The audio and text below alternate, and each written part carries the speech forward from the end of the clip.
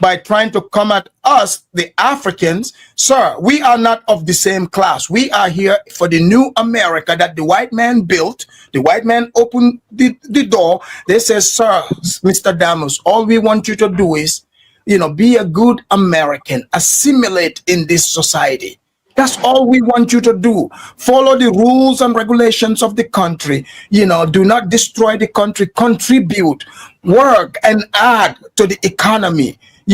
Make sure, you bring the skills and talents that you have and contribute to this country. And that's what I'm doing. God bless George Washington, Thomas Jefferson, and all the founding fathers.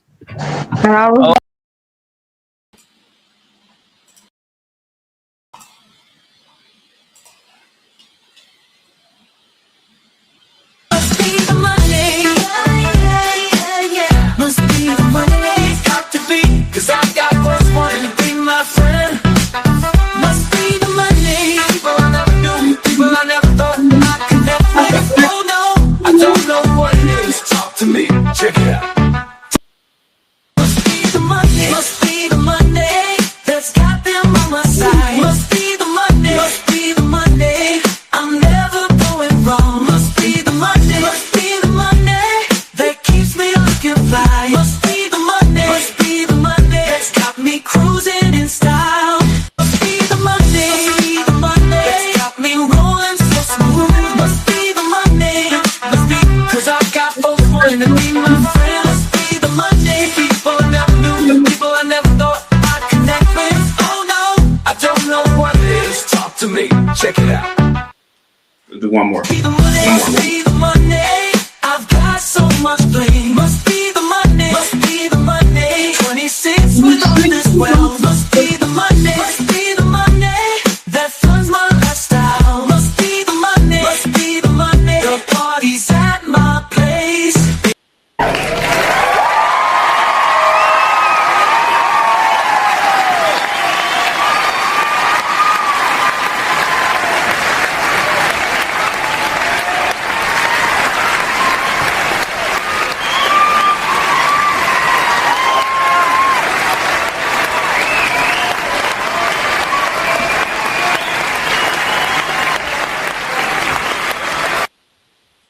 What's up, Cliff, man? Salute to you guys. Let me know how the mic is looking. Let me know the mic is looking. Jesus.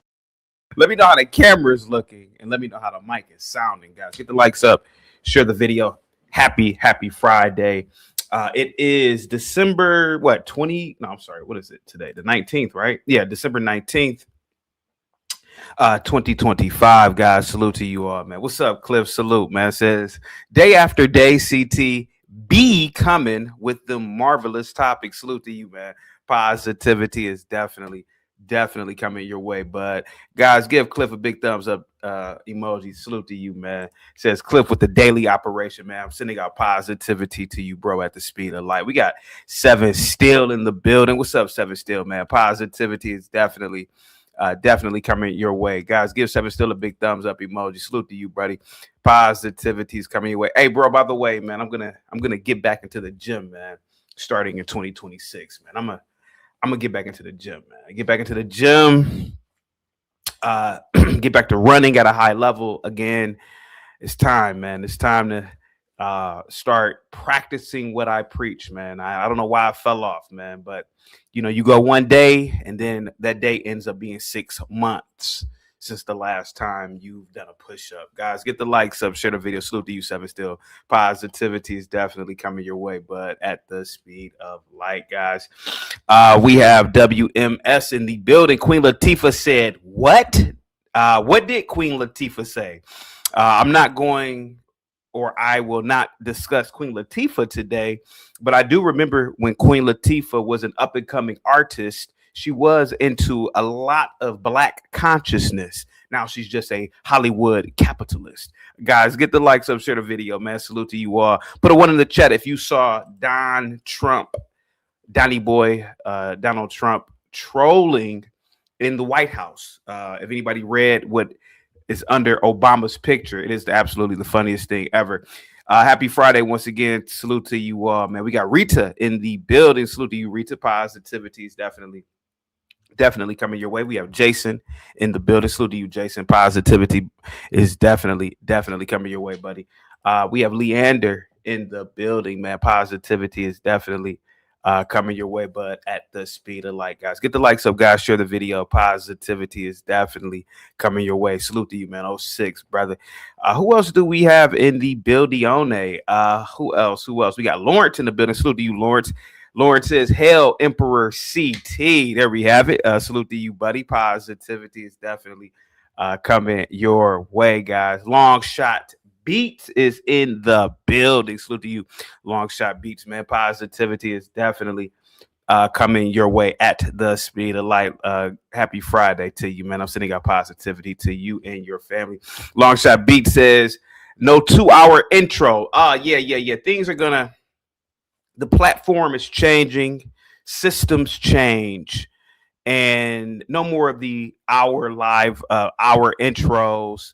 I'm gonna cut those short. There's gonna be a lot of changes coming up in 2026, so I want you guys to definitely prepare for a lot of these changes, guys. Today's topic is going to be very, very red pill today. By the way, normally I don't do red pill topics, but in the interest of ringing out the year or ending the year, I'm going to do some red pill topics, guys. Get the likes up, share the video.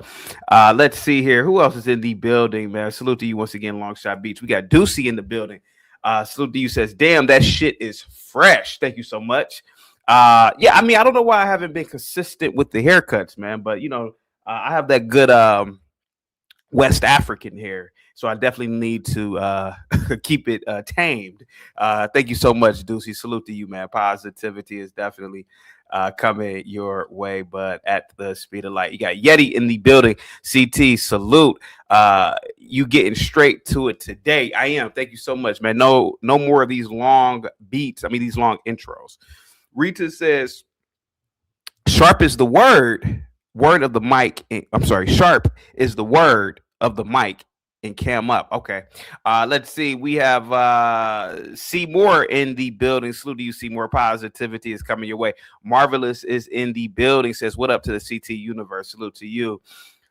Cliff says, "The uniform panel looks neat and clean." Thank you so much, man. Yeah, that's another change as well for the show, man. The show definitely needs to evolve, and my goal, my dream is to have the entire planet listening to me one day, and maybe the entire universe one day. But it starts with the little things. You got to be on camera. You got to get over whatever insecurity you have. You got to get over stage fright. You got to get over it, because Fox News, CNN, other networks, they don't allow people to be in cars and smoking on camera, eating on camera. It looks disgusting, to be completely honest with you. And it's not appealing to the eye. It's really not appealing. So yes, Cliff, thank you so much. That is the goal. That is the policy moving forward. The policy moving forward is for everyone to be on camera and having a clean look. Cliff, salute to you, man. Thank you so much, buddy. Positivity is definitely coming your way at the speed of light. We got Jason in the building. UNITY. That was one of my favorite songs growing up by Queen Latifah. But I don't know why we're not talking about Queen Latifah today. Let me see. Seven Still says, "There you go, bro. Every rep counts." That is true. What's up, Cut? Salute to you, buddy. Positivity is definitely coming your way, man. We have Sheena in the building. She's the greatest moderator on the mean streets of YouTube. Salute to you, Sheena. Happy Friday to you. Self-Taught is in the building. Salute to you, man. Cliff says, "I hope the uniform panel will be the new standard for 2026. It looks more professional that way." Thank you so much. It really does. Free Zone Lou, what's up, man? Positivity is definitely coming your way, buddy, at the speed of light, buddy. We got Warren in the building. Salute to you, Warren. Positivity is definitely coming your way. We got Gimpy in the building. I see he is back on Kami Tether time. Jesus Christ, man. Get the likes up, guys. Share the video. Positivity is definitely coming your way. Gimpy at the speed of light. But yeah, Cliff, man, no more. I just can't do the avatars anymore, Cliff. I can't do the avatars. I can't sit up here and talk to a goddamn cartoon character avatar of yourself. It's annoying. It's annoying to see people eating. It's annoying to, and I know people are gonna say, "What about Jay Prince?" I'm gonna check Jay Prince as well. No more eating for him. He doesn't get any favor either. It's disgusting, to be honest with you, man. It's disgusting to watch somebody eat and have their mouth all open, food particles all in their mouth. It's disgusting. No more laying down on the bed. You gotta at least be at a table. You gotta have good lighting. You got to, and you know, it's something else that is going to change as well, Cliff, and will change, and is going to change. You gotta be coherent. You know, if you're calling in drunk and high, you don't act like that at your job. You would never ever go to your job like that in front of your boss. Not to say that I'm your boss, man, but it's a level of respect. It's a level of respect. And if you want to be drunk and high, just be drunk and high and don't call in, to be completely honest with you. If you want to look disheveled, just look disheveled somewhere else. The show has to change. Salute to you, Cliff. Thank you so much for pointing that out. What's up, Crowry? Salute to you, buddy. Positivity is definitely coming your way, but at the speed of light. Cliff says, Sire, question, what is one of your favorite rap songs? Let me see here. And I'll tell you something else, Cliff, man. We got to stop with the N-bombs. They have to stop with the N-bombs. The N-bombs are a panel killer. YouTube definitely, and it doesn't even matter if you're black saying it. YouTube definitely restricts, shadow bans. They definitely put you in a bad category if you use the N-bomb. So we have to watch the mother effing N-bomb. We got Big Dog Physique in the building with the $2 super chat. Salute CT and everyone in the chat. Big Dog Physique gets a must be the money. Stop spamming the chat, man. Thank you so much. Must be the money, that's got me rolling so smooth. Must be the money, must be, cause I got folks wanting to be my friend. Must be the money, people I never knew and the people I never thought I'd connect with. Oh no, I don't know what it is. Talk to me, check it out. Said the StreamYard link isn't working. Are you sure? I thought oh, that's the wrong one. How did I do that? Wait a minute. Hold on, guys. That is the wrong StreamYard link. Hold on for a second. Yeah, that's the wrong StreamYard. I have no idea what's going on. Can we fix that? Yeah, that's the wrong one. I don't know what happened here. There you go. Did we fix it? Yeah, they fixed it. Yeah, the team fixed it. Yeah. It's fixed. There we go. Thank you so much, Big Dog Physique. Salute to you, man. Positivity is definitely coming your way. Sire says, what up, brother? What's up to you? Big Dog Physique. Salute to you, man. Positivity is coming your way. Thank you so much for the membership, Sheena.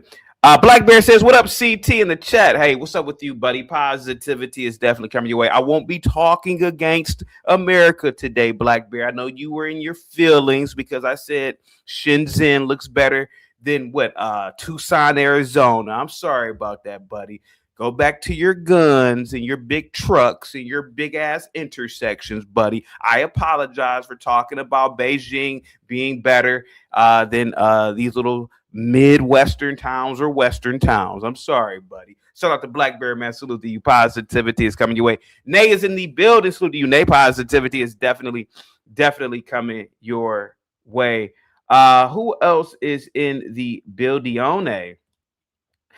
have Yeti Life in the building. Salute to you, man. Will you require a dress code? Just don't look disheveled. And I'm not calling anybody out, but there's a certain way you should look when you are on camera. You should present yourself in a certain way. And if people really respected the show and respected the fact that you can be an atheist, you can be a racist, you could be an anarchist, you can be a capitalist, you can live in poverty, at least present yourself in a manner that is presentable to the audience. Remember, guys, people are watching you. You know, it's not just you getting up here and this is like a Discord or a Zoom meeting with 8 people. There are thousands of people watching. And nobody wants to watch a show where people are stuffing their face with ice cream and Snickers bars. It's disgusting, man. Eating chicken wing and it's falling off the bone. They have shows specifically for that purpose, but it's disgusting, man. If you want to drink beer, put it in a glass, right?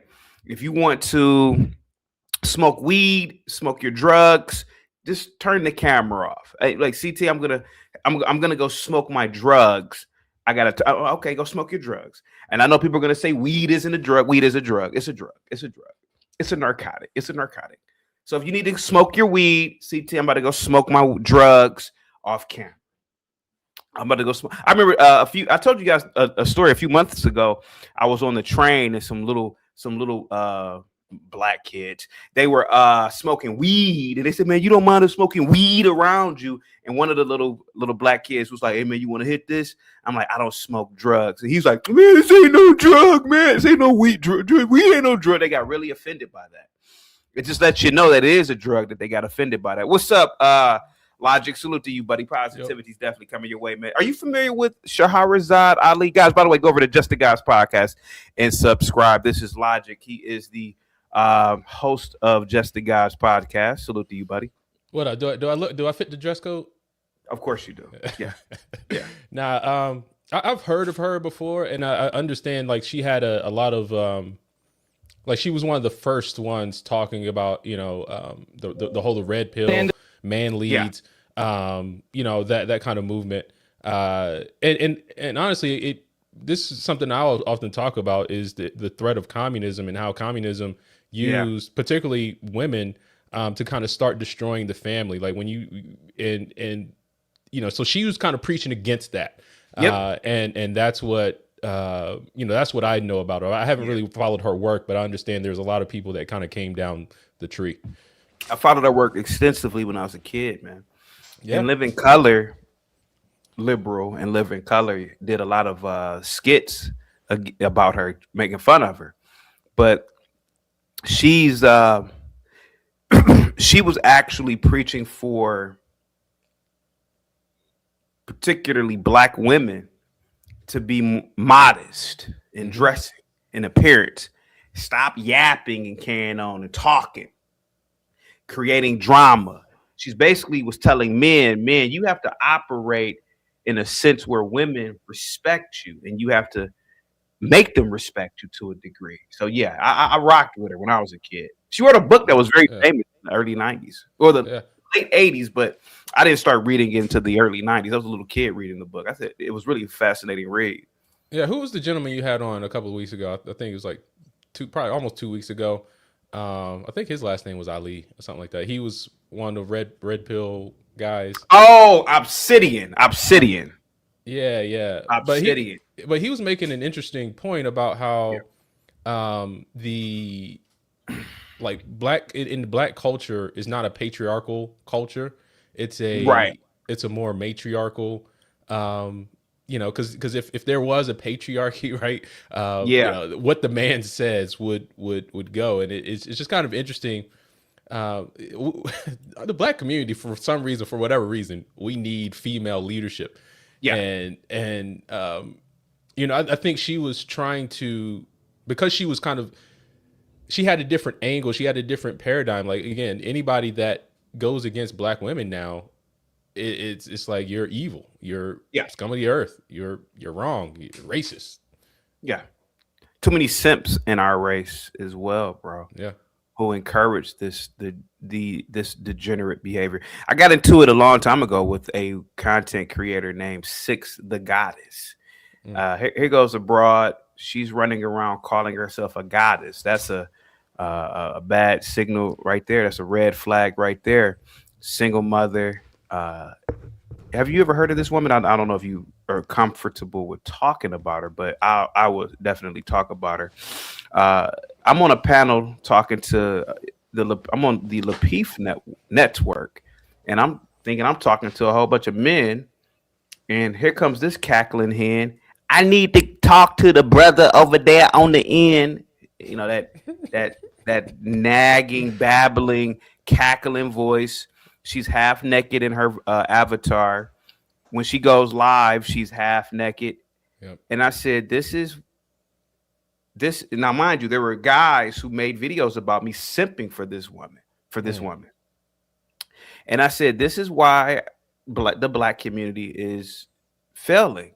You are simping for a harlot, for a hoe, or a hoe adjacent woman. And I don't know her sexual life, but I mean, this is a hoe adjacent woman. Look at how she's dressed. And you're a man. I was so many men. It's men today. I got into it the other day. I was on Tariq Nasheed's, and some guy called in and like, oh yeah, that's that dude that went that was talking to Six the guy that's greasy. I'm like, you're a man checking me about a cackling damn near prostitute. Come on, man. She was to be a stripper. But what does that show though, man? It shows that I've had this issue with but this kind of question about black culture. Who's protecting who, right? When you think about this, it's like women can, show themselves and display themselves or whatever, and it's like I'm supposed to be protecting you. Like, what is my role then? And it's this misplaced responsibility. So it's like the more. I just have this question of, well, are men supposed to be protecting women? Men are supposed to protect women when women follow certain codes. If your woman, or if a woman that is in your, if you know, a lot of guys have women friends, but if she's dressed like a hoe and somebody talks to her disrespectfully, hey man, I don't think as a man you should protect her, because you the stupid one coming outside dressed like that. Right. Now, if she's dressed very conservatively from head to toe, modest, and if somebody disrespects, then as a man you say, now you're being out of line here, bro, because she's done everything possible to cover up this animal nature that we all have, and you violated that. So now as a man you should say something to another man. But if she's dressed half naked, hey man, it is what it is. She a hoe. That's whole behavior. That's whole behavior. Yeah. That's just me. So, like for example, I was talking to, like most black guys, I was talking to many females at once, and I had a little side chick. She was a smarty-arty black girl, black female, super college educated on like the PhD level. Always yapping off at the mouth, trying to be smart. And I told her, women really shouldn't talk around men. And she said, well, why? Because at the end of the day, you're still a woman. You still are. Our biology is totally different. Our biochemistry is totally different. You get emotional. You are going to eventually become emotional. I'm talking to my fraternity brother one day. Here she come, yapping her mouth, because she's upset about something he said, and he started debating her, made her upset. She come to me like, oh, you ain't gonna say nothing to him? I said, no, I'm not gonna say nothing to him because I told you to keep your goddamn mouth shut around men. Now, had he just randomly went off on you, as a man, hey, yo, you all right? But you, as a woman, you overstepped your boundary by talking to men. You're not supposed to talk to men like that. Mm-hmm. Republic Room, what's up? Black men aren't known to be protectors. This sector actually discourages it. CT, the jail rates prove who is more emotional. No, that's men raised by women. That's all it is. It's men raised by emotional women. That's all they know. That's all they know. Republic Room, sweetheart. I say this, and I say this with all due respect. You got to start listening. Black men would be protectors if women fell in line. And if women fell in line, you would have a culture of black men protecting. One of the reasons why you don't have communities of black women jogging at 5 a.m, in a black community, is because black men like myself, who say we should lock up the criminal element of black men, you have a lot of black smarty-arty women, not you, of course, but you have a lot of black smarty-arty women who would encourage and advocate for that element of man, to be completely honest with you. So a lot of black women actually undermine the black men who want to protect. In the way I've seen it. Go ahead, sir. Go ahead, Logic. No, I always say, man, the biggest threat to a black man is the black woman at this point. You know, and you can see it in multiple situations. And what I think the most obvious one is the child support, the child support system, and how that's really used to take down black men. Yeah. I mean, this literally makes men wards of the state, and it's oftentimes based off some type of emotional response. Oh, like he cheated on me, or you know, it's something that happened, right?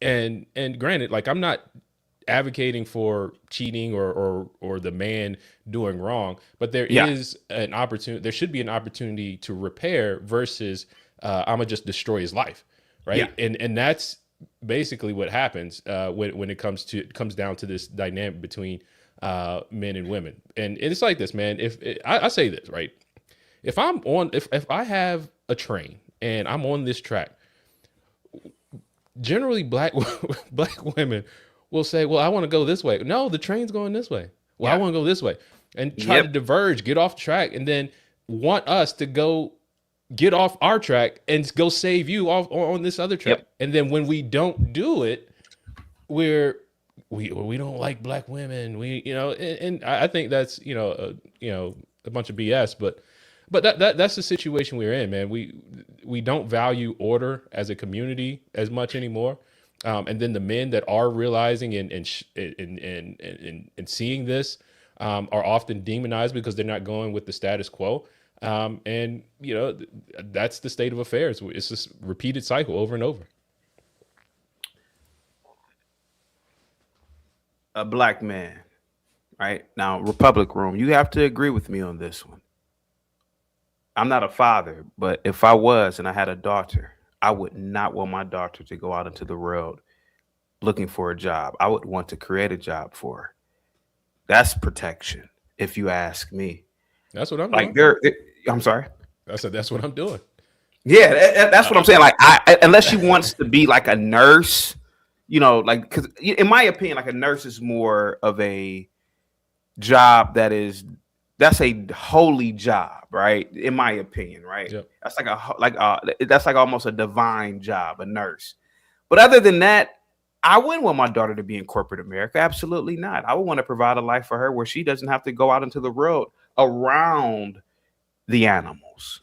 That's protection. So yeah. So I think that is an element of protection. Republic Room. Guys, get the likes up, share the video, guys. Hit the like button, guys. Who else is in the building for today? Pepe says, CT, did you see the trailer to the George Floyd movie? I thought it was a comedy skit looking at that trailer. Get the likes up, guys. Share the video. Here goes. Movie coming out? Yeah, it's a movie coming out. Yep. Oh, wow. So do you know who this guy is? Not exactly. That's Geraldo. Oh, yeah. Geraldo was a big time talk show host in the 80s and the 90s. And he invited Shahrazad Ali on his show one day because Shahrazad Ali had a book that went viral back in the day. Viral back then was just book sales. And her book was very controversial, man. And you're going to see Jesse Lee Peterson in the crowd. You're going to see Ayanna Van Zet in this crowd. This was a very good episode right here. Guys, get the likes up, share the video, guys. Positivity is definitely coming your way, guys. Here we go. Storm of controversy within the black community. And we have assembled a distinguished group. There goes Jesse Lee Peterson. Do you see him? Yeah. To debate its premise and its message. Basically, that the black woman is responsible for most of what ails the black community. So that's what Shahrazad Ali was saying. It's really the black woman.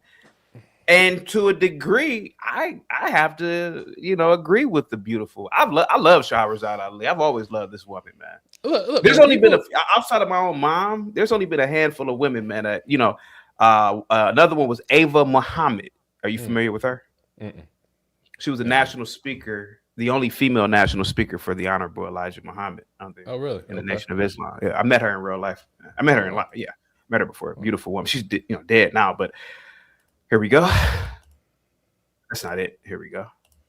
Now, before we get into what promises to be a passionate debate, I'd like to introduce you to Debbie Mitchell, the co-producer of this program. Uh-oh. So, what do you think Debbie Mitchell is going to say?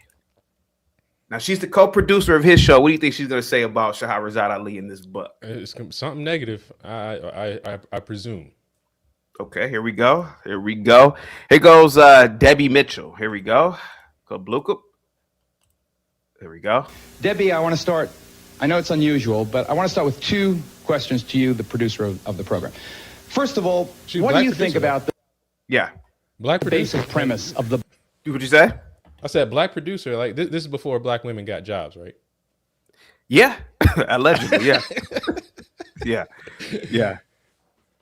book that the black woman is responsible for most of what ails the black community? First of all, black men and black women know that the black community is under strain right now. Okay, she's not lying there. And for Shahrazad. Now, I want you to pay attention here. Roz girl, if you are in the chat, beloved, many years ago, I did a live stream.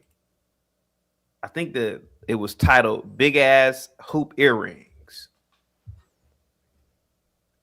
Logic, does your wife respectfully wear big ass hoop earrings? Not anymore. Now, why is that? No, she my wife. I did a live stream about big ass hoop earrings because big ass hoop earrings are an indicator. They are an indicator of a rebellious woman, especially those big ass hoops. Mm-hmm. Why would a woman walk around with them big ass earrings, man? Like she wants to be seen. She wants to be heard. To me, that's immodesty. So you can already tell by these big ass earrings what kind of woman this is. Here we go. Look at these big ass hoop earrings. A black woman to basically attack black women. I think that she's putting blame. It seems like she's putting blame on them for the state of the situation. Are you frightened by this book? I mean, are people... Well, shit, I mean, Shahrazad wearing big ass earrings, but they're not like the hoop. Reading it? Yeah, people are reading. They're kind of wearing the same. Specifically, younger black males. I see a lot of them on the trains when I'm coming into work. Their heads are glued to the book, and it's scary. You see that? They're reading. Hold on, they're reading. They're reading. They were on the trains, not robbing, not dancing and carrying on and bothering people. They're reading this book. And that's scary. And that was scary to this woman because it don't fit her narrative. What should they be doing in that? What should they be doing? Yeah, what should they be doing? What should they be doing? Yeah. So they're reading. They're reading this book and it's dangerous. It's dangerous to read this book. Why? Why is it dangerous to read this book? Because historically, black men have been an underclass to black women. That's the power dynamic that that she has always lived in. And she wants to keep it that way. Remember, I'm a producer at Gerardo. Yep. And so like a lot of these smarty-arty women are titles. It's all about that title. So they're title driven. You ever dated a girl back in the day? She led with her degree or her sorority. Yeah. I told girls, I don't care about that. What color are your panties? What are you talking about? Why do I care about? So you got a master's degree and I can't stick my penis in that master's degree. So women don't understand. Men don't care about that. No, yeah. Let's see. Here we go.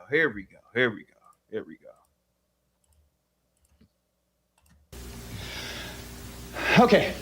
Our program today will examine Shahrazad Ali's controversial solutions to these very severe social problems and try just as importantly to determine what black men really want from women. That is the focus of this edition of Geraldo. Why are the solutions controversial? You see, I think when this whole conversation gets brought up, it said her controversial solutions to this problem? Why are they labeled as controversial? Because to me, they seem pretty basic. They're basic, and they hold black men to be accountable, which a lot of people have a interest in that black men not being accountable. Correct. Think about it. It's going to be some African studies professors there. Hey man, if you got some accountable black men, that kind of destroys your job, because an accountable black man don't need all of these advocate programs and people studying him if he's able-bodied and took responsibility for his life and was in the trades. So a lot of people rely on blacks, or particularly black men, to be kind of stupid. So you're gonna see it here. Here we go. I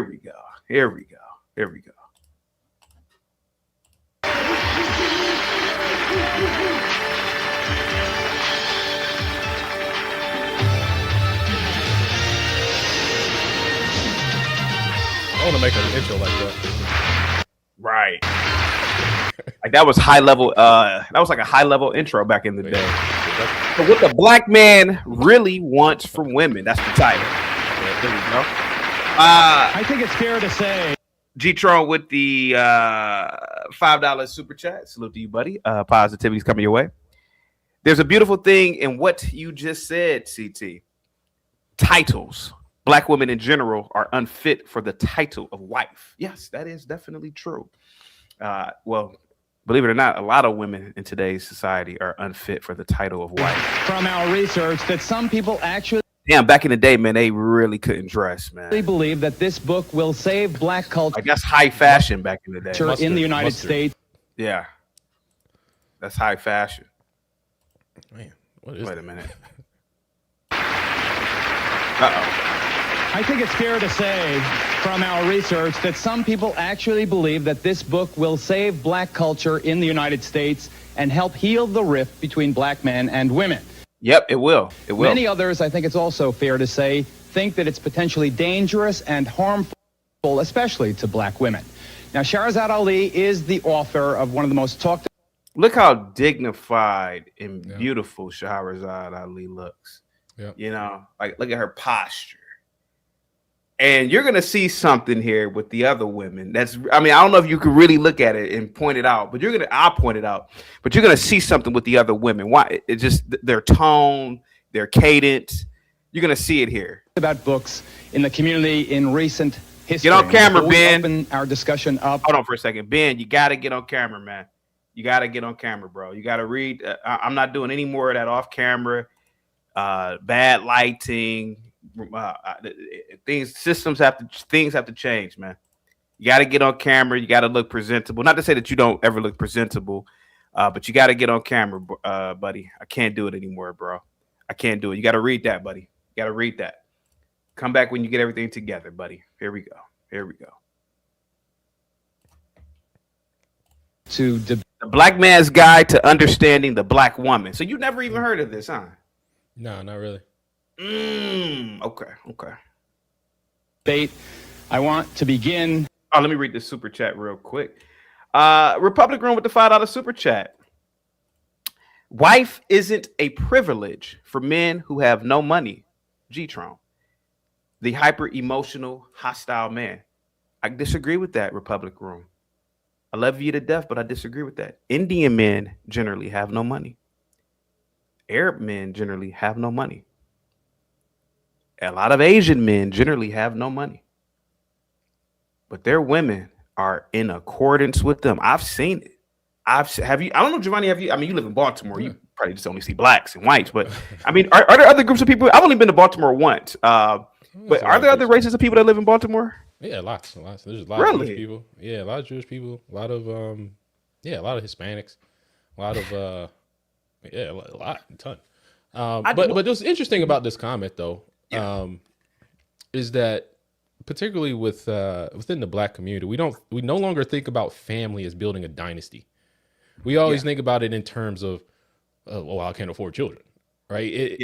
You know, a dynasty is built by, having some babies of your own, right? Yeah. And we don't think about that in long term, that longevity. So you can kind of see the presence of this right now thinking, right? And real other interesting thing about the dynamic of marriage, at least this happened to me when I got married. I don't think I was ready to get married per se. But then when I got married, there was a lot of things that I realized I needed to do and become as a man. And as a result, you know, that led to just a lot. I wasn't conservative when I got married. Yeah. I became conservative after I got married, and that led me to do. You got married in your 20s, right? No, I got married at 30 something. Oh, okay. Yeah. But that's what led me to be better and do better, and you know, now owning multiple properties and having multiple businesses and things like it was the marriage that made me an accountable man versus, you know, trying to live up to some standards of you know, being a woman. Now maybe some will say I did that backwards because I want to train my son now to say, hey, you know, you're inviting a woman into your world, right? Versus you know, trying to build. But we live in America, man. You have an opportunity to build something with someone. And plus, you know, that whole issue of what do you call, like, gold digging and things. Like, no man wants a gold digger. You're only with me because I got money. Now, a lot of men want a woman that's with them when things weren't so great, right? And we, you know, grind it out and achieve something. Again, building a dynasty. But too many people are no longer thinking about the dynasty aspect of a family, right? I mean, that's you can create an empire just by having some babies. That's what Jay Prince is doing. He's I don't know if you're familiar with the guy named Jay Prince, but he's in poverty, voluntary poverty, and he has all types of kids, man. He's creating dynasties too, man. So Republic Room, and again, anyway, I disagree with you, Republic Room. Wife isn't really no, it's not a privilege. Or it is a privilege. I'm sorry, it is a privilege. And the fact is that you see a lot of men across the planet with no money, but their wives love and respect them in poverty, because they are creating dynasties, like Logic said. Guys, get the likes up, share the video. You got to get on camera today. I can't do no more of that. You gotta no more avatars. No, it goes for everybody. I can't do it anymore. No, you gotta have a good mic. You gotta have lighting. No more. Treat me like you treat the white man that's your boss. Treat me like that. Guys, get the likes up, share the video. Positivity is coming your way. Here we go. Shahrazad, just with you, telling me why you wrote the book. Well, I wrote it because we are the missing link in our communities. The missing link in the community. Okay. We black women Is the only information the black man has not had. And we certainly represent the only group here in America who have never been examined for the root causes of our behavior. The white man has been examined, the white woman, and the black man, certainly. Now, first, let me say, Geraldo, that my position is that the black woman's disrespect and rebellion against the leadership and the authority of the black man is a direct cause of the breakdown in our family structure. I am not saying, wait a minute. Okay. Yeah. I'm glad she cut him off. Wait a minute. Because this, as we know, will go to hell in a minute. Let me first tell you what I'm saying. Okay. You see how she said that even with Grace? Yeah. Even with Grace, she said that, right? Yeah. And look, man, women have a unique power, right? That you know, that, I mean, there's just power that women have in their gifts, their grace, their elegance. And instead of tapping into that, I mean, it's like, I don't know what it is, but women should tap into that power, that feminine power, because there's a lot more. Our cultures will be a lot better off. Yeah. If we embrace that. DJ with the $2 super chat. Salute CT. No circus today, I see. No,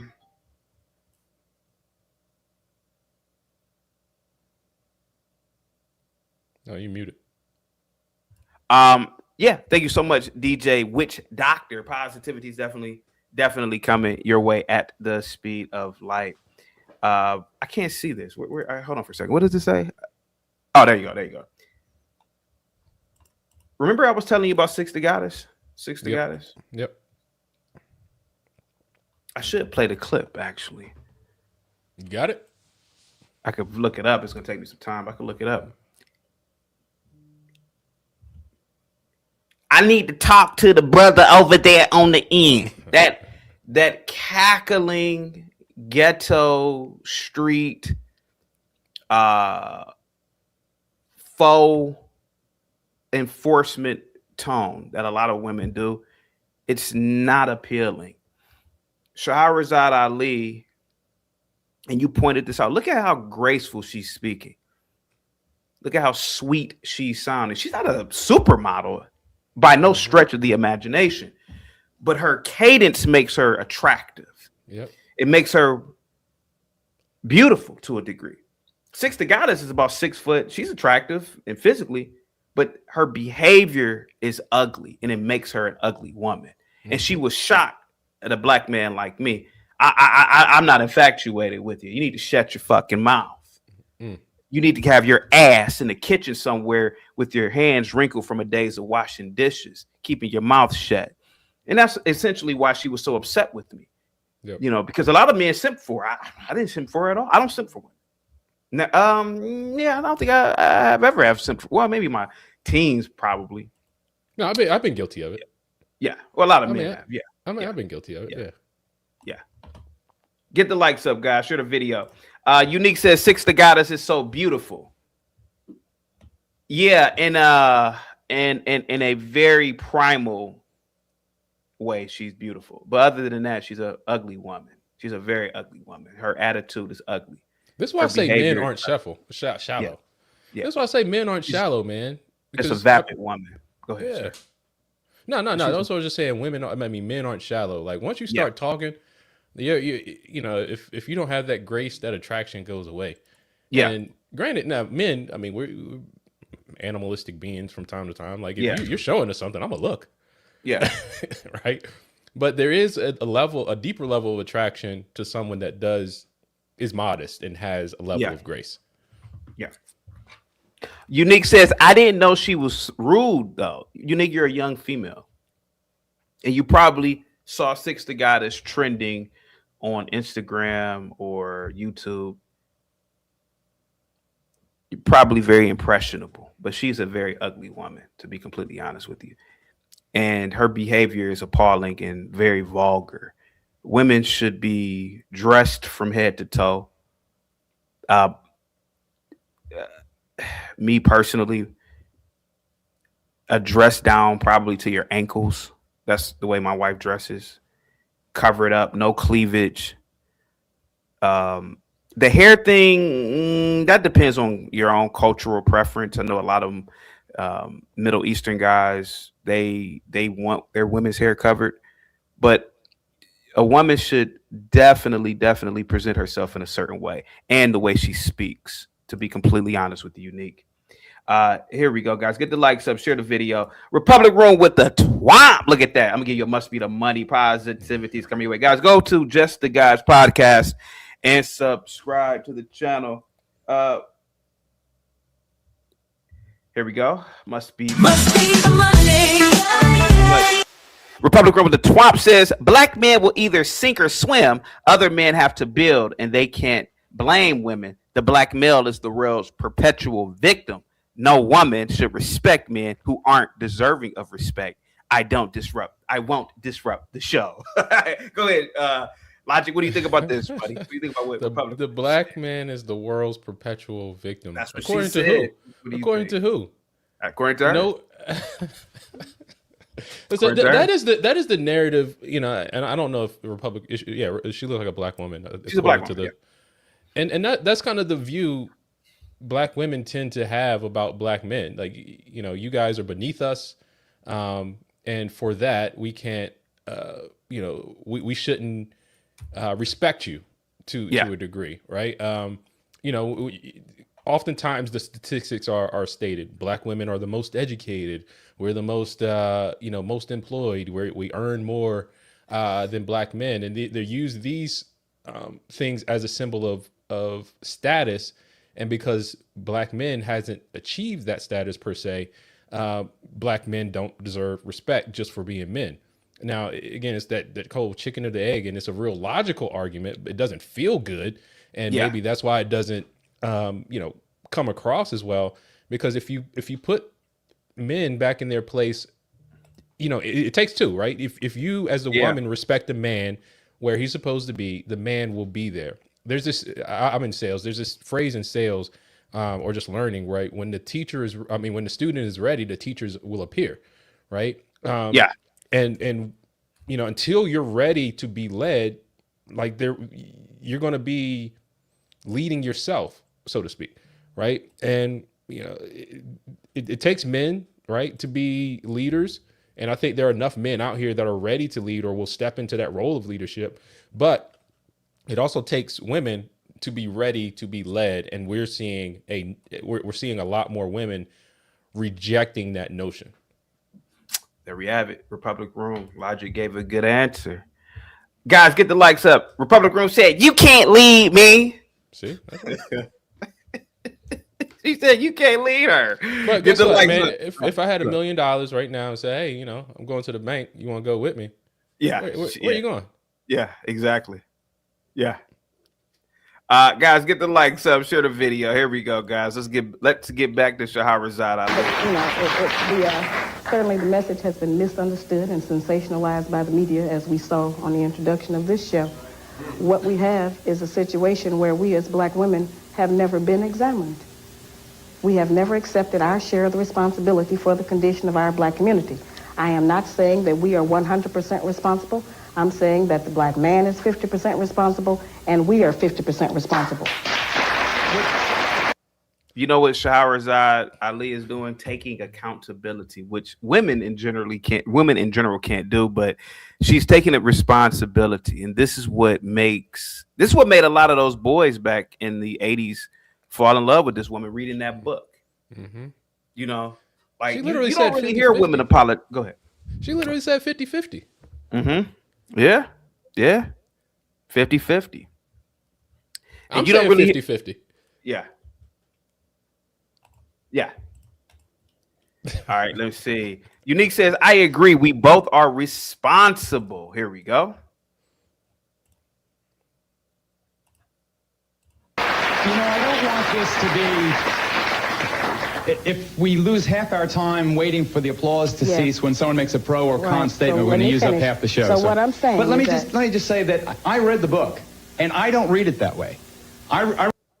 Now here goes Geraldo said, "I read the book. I don't see it that way." What do you think she's going to say to Geraldo? Because you've never seen this before. What do you think she's going to say to him? Man, I don't know. What Miss Ali is going to say? Yeah, to him. Yeah. I don't know. Here we go. I don't know. Here we go. I read the book, and I think that it is impossible to sensationalize a book that uses quotes like, "The black woman is a rat who behaves like a dog while purring like a cat." What is your nationality? I'm Puerto Rican, as the world knows. I didn't write it for the Puerto Rican man. I wrote it for the black man. Oh, this is what made me fall in love with this woman. She looked at him and said, "What's your race?" Yeah, I'm Puerto Rican. Well, I didn't write it for the Puerto Rican man. I wrote it for the black man. See, this is what the Nation of Islam, people like Shahrazad Ali, individuals, this is what makes these people brilliant people. Mm-hmm. Care about what outsiders think, and there's nothing wrong with that. Listen, do you care about what's going on in Iran? I mean, not care, but it does. Would you ever stick your nose in these people's business? Oh no. Well, you guys should overthrow the Ayatollah. Said no black man ever. Mm-hmm. Over there telling these Iranian people hey, why do you guys need the Ayatollah in power? Why is Geraldo? I mean, even though this is old, why he said I read the book like he's an arbiter of right and wrong within the black power dynamic. Well, this is content. I mean, we gotta be clear, like be fair to him in a sense, right? I mean, it wouldn't be the show if he didn't have some type of disagreement, conversation, because again, the host, and this is the thing with media and politics and everything, right? The host has to go with the prevailing narrative, right? They have to go with and present things from the massive, like the accepted point of view. And the accepted point of view in the culture, for time and time has been, well, the women are the victims, or the women are can't be blamed for anything. And you can see, with the crowd. So, Miss Ali is on the hot seat here. So he has to challenge her. He has to see things different. And it's all just, just media. All right, here we go. So, that's what I'm trying to demonstrate, that we have a very special man, and he has a set of very special needs, just like we have. We need to stop claiming that we are all the same. We're not all the same. We have the problems that come from the psychological trauma that we suffered in slavery that we have not revived from yet. And so we have to address that. And we can no longer pretend that it's the white man's fault, or that it's your fault, or anybody else's. I'm just saying, let's go into our homes and let's look at ourselves. The only civilizations where we have ever been successful, and the black man didn't have a problem supporting us, being in charge of our homes and raising our children, until he was brought to this country and turned into a slave, and he lost his position in our home. Is it fair to... I disagree with that a little bit, though. Okay, go ahead. Because immediately following slavery, I mean, the black man was there. The black man was involved in the family, in our black homes. We had black businesses. We had, black transportation systems. All those things existed. And to me, it was the revival of this grievance culture, because it was all emotion based. That's when you see the rise of many of these pastors that are really emotional leaning into the black church, and they revive this kind of emotional and scar of slavery, and that the black women really latched on to that. I mean, you look at churches today; they're filled with black women. Because all the sermons are emotional. Everything that, shouting, jumping around in the church is all an emotional action. So I just kind of push back on that element of saying, we didn't know what man leading looks like in America, in this country, because we did have a period in this country in which men were leading. But, again, the emotional aspect, scar of slavery, the whole activism culture, and dare I say communism, is played a role in the black community, because now it set the stage for when you destroy a family, right? When you take men out of the home, what you can do to a community. And now we're looking at, we talked about earlier in the 1960s, the out of wedlock birth rate in the black community at 25%. That was a big issue, and hence the Moynihan report. That number is at 75%. But then when you look at the white community, the white community is following that same trend, because again, this pattern, you can't talk about black people nowadays, because or else you'd be racist. This pattern of following everything blacks do, and I believe blacks are trendsetters. This pattern of following everything blacks do has taken root in all cultures across the Western civilization, and it's like black people are used as the champion for this, and it's made to look good when it's really destructive. But again, I'm just saying, I was pushing back with her on that, because the black man was there. We did allow government to influence a lot of things, and I say allow government. We allowed government. We allowed these other things to influence the status and the state of our family. Okay, there we have it. Say, Sherazad, Ms. Ali, whichever you prefer, that you propose that the black man should be the superior figure in the family and the woman subordinate to the man. He is. We have just devalued the importance of his presence in our home. And you understand, while stating that flies directly in the face of all the women's movement, black and white and red and brown and yellow, has accomplished in 2 decades. We haven't, as black women, we talk about our political accomplishments, but politics means policy. And the only place we can implement any permanent policy is in our homes. May I ask you a more pragmatic question? Debbie Mitchell, our co-producer, indicates that on the subway to work, she sees young black men with their heads in the book reading it. They're reading. It appears as if your self-published book is being widely read. Do you have any idea of how many books are out there and being read? Well, let's just say if it was a record, it would be platinum. Wow. Wow. She had over 1 million copies in circulation in the late 80s, man. Over Wow. 1 million. Yeah, yeah. It's before There we social go. media. Before social media. Let me introduce our other guests, some of whom share Ms. Ali's points of view, others dramatically and profoundly disagree. Sitting next to her is Salathiel Luster. He is the vice president of a group called BOND. That stands for the Brotherhood Organization of the New. I think that's Jesse JLP. Lee Peterson's organization, right? Yep. Yeah, that's Yep. Jesse. Yeah, JLP. So yeah, okay. Yeah, that's him. Yeah, here we go. Destiny. It is a support group for men who believe that problems in the black community do indeed stem from black women's superior role in the family. Ariola Sinclair is a writer for the New York Amsterdam News. The most Look at her. Okay. now, looking at this woman, what position do you think she's gonna take? I mean, she's going to take a counter position, of course. Yeah. But vehemently, I think she's going to be violent with it. I think she'll probably start out with yelling. Yeah. Now, why is she dressed this way?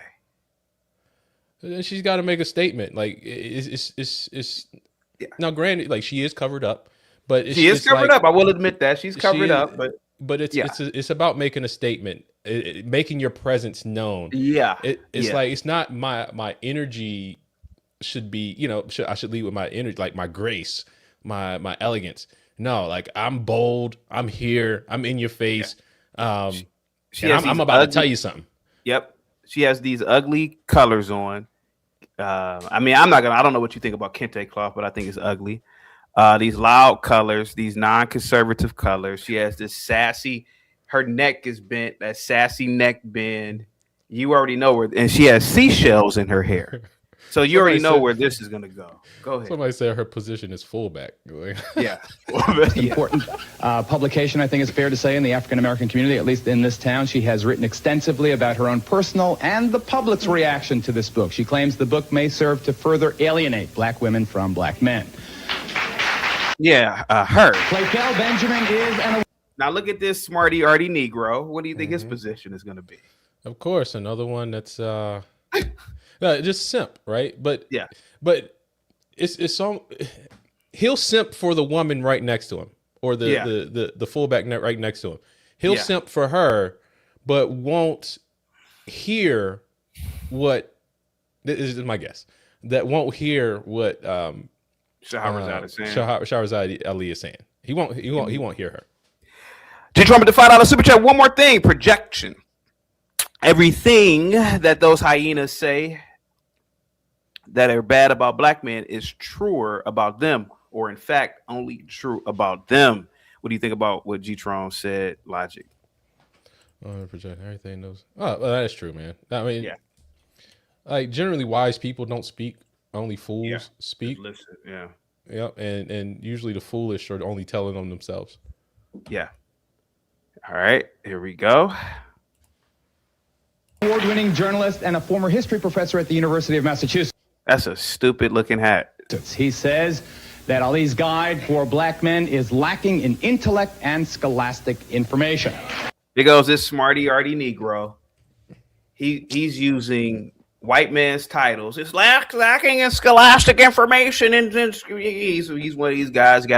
He has a title at probably some white college, some white institution, and so everything he is the very slave that Shahrazad Ali is talking about. He can't critically think. He doesn't have any independent thinking. So he's saying, well, it's not peer reviewed. And now you went to college, Logic, so you know what peer reviewed is. Yeah. Go ahead, sir. No, so I mean, again, I talk about Manning Johnson all the time. Manning Johnson wrote the book "Color, Communism, and Common Sense," and then I think it was the first or second chapter in which he talked about using the uppity Negro, because this is the type of man that wants perceived status, and he wants his perceived status based on his perceived intellect. And the communists used these type of people because they were easily to be influenced, right? You know, they're activists. They want to have some money, some type of status, and want to just and get by saying fancy words and the kind of catchphrases. So I'd imagine that he has a couple of buzz phrases that he kind of leans on. You know, black women in this, or you know, I don't know, some type of catchphrase that'll have that he might repeat. Now I haven't seen this, so I don't know.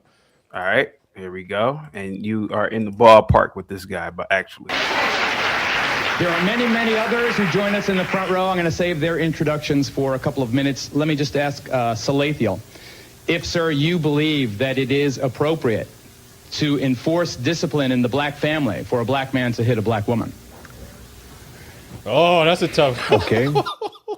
Well, yeah, in the book, she said that if a woman is really, really out of line and she's been out of line for quite some time, it's okay to, you know, like smack her, you know, not like with a belt or like with his hand, but not like brutalized. But, you know, Sean Connery talked about this one time. He said that, you know, if a woman is just really out of line, just shut up. Yeah. Now I'm not for it, but go ahead. It's in her book. Yeah. I mean, it's an interesting concept. Now I don't know if I go that far. Maybe I'm a simp because of it. But again, man, men get in a lot of trouble for whatever reasons, and it's funny that you can beat your kids, but you know, I don't know. Yeah. All right, here we go. I believe, as everyone here, when a child, someone you love, is out of hand or in a state of hysteria, that you can use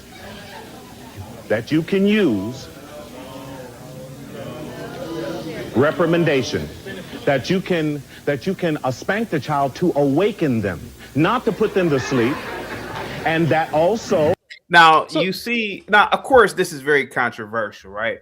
Now, if this was an East Indian man or an Arab man, Muslim, and they were sitting there in front of all these blacks, would they be oohing and on? Because I've seen videos of Indian men beating women. You dumb Indian bit, you know, they moving their head this way and beating them, and I've seen. So I wonder what these same blacks still ooh and ah. I mean, mind you, these blacks are, a lot of them are on Shahrazad's side, but with the whole smacking thing, they're really not. But I wonder if Arab or Indian men have been in that room saying it. I wonder what they had been oohing and on. What do you think? Well, I mean, I don't know. It's an interesting question, but I do want to ask, like, at what age are you no longer, dare I say, like, smackable, right? Like, what age threshold do you cross? And it's like, all right, well, I can no longer get a spanking. You know what I'm saying? Like, 10. 10? 10 or 11. Yeah, about 10 or 11. Is that's your standard? I think, yeah, that's when I stopped getting whooped, if you will. But what's the standard in the? I mean, at that point, like you know how to behave, right? You should know, you know, not to go too far out of line. I mean, you might test some things every now and then, but you know not to go too far out of line. But if you do get out of line, at what age is no longer reprimandable in that manner? As a woman? Yeah. I mean, I guess 11, 12. I don't support it at all. I don't support. I mean, if a woman is a 20-something-year-old, 30-something woman, you should not. If you have to do all that, you probably should just not even be with this woman at all. To be honest, I mean, I can agree with that. But I'm just curious. Yeah, I mean, because I disagree with Shahrazad's point on that. Guys, get the like, subscribe to the video, guys. Positivity is coming your way, guys. Go over to Just the Guys podcast and subscribe. Go over to Pops and Politics and subscribe, guys. We're watching the beautiful Shahrazad Ali. She was the first, if you ask me, she's the original OG of the Redpill content, guys. Here we go. She knew what to do with women, particularly black women. Here we go. Please let me finish my point. And also that it must be done in a state of non-anger. It must be done from a point of self-control. It must be done from observing that this is necessary for the well-being of the human being. She doesn't say spanking, sir. She says smacking in the mouth, very specific. Have you ever seen a person in hysteria? Have you ever seen a person that has in such a psychotic state that it takes a strike to bring them to reality? The pain is actually an awakening process. Quote, if she ignores the authority and superiority of the black man, there is a penalty. When she crosses this line and becomes viciously insulting, it is time for the black man to soundly slap her in the mouth. I need to respond. Go I ahead, got, brother, I got Shahrazad. it. Okay. Now, I think People in there talking. I think we are all here because I have tried to deliver a message to my people to help us with this healing process. Certainly, it's a very sensitive issue and one that all of us are affected by. We cannot deny that the black man is beating us. He's killing us. He's murdering us. He's stabbing us. He's doing horrible things to us every day that we live. Domestic violence in the black community is at an all-time high. Still is. I'm trying to put some direction and restriction upon a situation. Now, initially, I thought that black women were opposing. Real quick, Blue Bag is with the $5 super chat. If you don't on occasion give her that old school, why I oughta Sean Connery backhand, how does she know you love her? That's what he said. That's what Sean Connery said 40 or 50 years ago. Yeah. To that one sentence out of that 204-page book because they were actually outraged. But I think it's a smokescreen, brother, and I think they're trying to make the sum total of the message in my book land on that one 5-minute text. Before I get to Abiola and Clay, let me jump right to Dr. Napoleon Vaughn, who is a practicing psychologist who thinks that the ideas expressed in this book are not only inaccurate but possibly dangerous. Now, we have heard Ms. Ali, Dr. Vaughn, say that this one statement is being taken out of context. You, I believe, sir, There we go. feel it might lead to increased violence in the family. So I rock with you, bro. I'm not doing the cars today, man. Just call back when you get to like a location. All right. I rock. Yeah. Is that not correct? I had a patient come to me not too long ago with book in tow. Now here goes Napoleon Vaughn. Yeah. PhD uppity Negro. Yep. Napoleon, named after the white man, last name Vaughn. Working for some institution, probably liberal. Why is he against the book Logic? Why is he against our book? Because it doesn't meet academic standards. Okay. It's book in tow, right? I mean, Yeah. He said a patient came to him book in tow. Yeah. I don't even know what that means. Book in tow. I have no idea what that even means. He's TOW. He's towing the book. Yeah. Book in tow. Yeah. Oh, He's okay. carrying it. Okay. 32-year-old virgin male who had just broken up with his wife, and what he did was punch her out.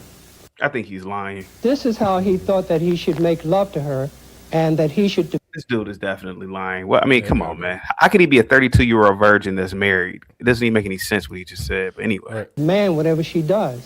The other thing about this that disturbs me tremendously is the fact that of another patient of mine, a female, whose husband said to her, "You do what I tell you to do," and she decided, well, you're my husband, not my father, and she decided that she was going to go visit her mother.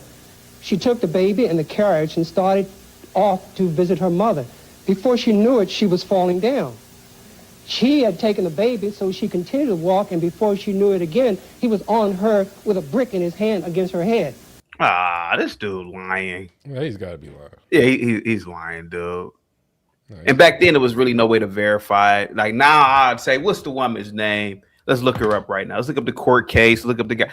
Now you just can't sit up here and lie anymore. He's doing that. Just he's. I don't believe him at all, to be completely honest with you. But I would say this though. That's his kid. I mean, that's his kid, right? Mm-hmm. To me, I'm all for defending the babies, right? Like if you have an issue with me, all right, you leave. You're not taking the kids. That's my kid. You know, like, and the issue is something that you have, right? Yeah. If I say something and this is what it's going to be, that's it.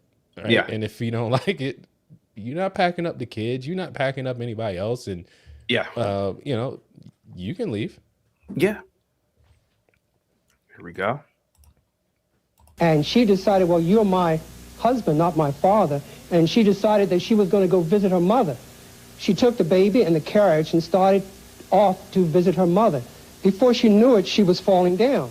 Stop it. She had taken the baby, so she continued to walk, and before she knew it again, he was on her with a brick in his hand against her head, until somebody of the neighbors came along and yanked her off. What I'm seeing is a tremendous amount of this from a psychologist's point of view, and if I see someone who's in a category like this, you talk about trauma, this is the clear essence of trauma, which is tantamount to psychosis, and this in essence is a game. What Okay, all right. the premise of the book is a game. That's it. It's entirely a game. What? All right. I know. She was like, what? What is he The talking? person in the audience seems upset with what he said. What? Excuse me. Yeah, let me tell you something. First of all, I'd like to say thank you for writing the book, and you're very... Oh, there we have it. I got to say There we that, go. number one. There we go. There we go. Number two, just like the sister said, I got the book. I have the book, all right? First of all, she said she's not blaming all black women because you got just as much bad black women like you have bad black men. The point is this. That is, it's just a lot of black, not all, but a lot of y'all sisters, black sisters, you labor under the misconception that you walk around with halo and wings 24/7. That's why she wrote the book. Abiola Sinclair from the Amsterdam News, your response? Well, Oh God. Ooh. Jesus Christ, man. What is she gonna say? First of all, let me say this. Let me qualify myself. Her name is Abiola St. Clair. I wonder what she's doing now. Let me look her up. Abiola St. Clair. If she's alive, I mean, let me see what she's doing. She doesn't have a Wikipedia. Let's see. Is she dead now? This was over 30 some years ago. Doesn't say that she's dead or anything. All right, let's see what she says. There is some truth to the book. Oh, wow. Okay. Okay. Excuse me. May says, why do Fajon Love look like she can be at a better? Excuse me. I will say there is some truth. I found She's sassy.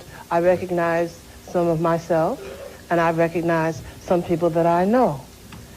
I disagree with the premise of the book, I disagree with the agenda of the book, and I disagree with the overall inclination of the book to undermine the black woman, to rob her of her self-confidence. Yikes. Yeah, she just gave the whole reason why she doesn't have to take account for anything that she saw in the book. She said, I saw myself in the book, right? So I saw the things that described me, but now I'm rejecting everything that was in the book. So I'm rejecting the correction is basically what she's saying. Because she has a title. She's a journalist, probably working for some organization, white. She wants to be the boss at home. She doesn't want a man. She doesn't want to cook and clean for a man. She doesn't want to look pretty for a man. Look how she looks now. No man. What man in their right mind let their woman walk out looking like that, man? To be completely honest with you, I mean that's what it really boils. I mean, I know it's the '90s. I mean, I don't know, but I mean, come on, man. You could put be wearing the same costume. Yeah, nah, hell no. Blame her for societal problems that are not of her control.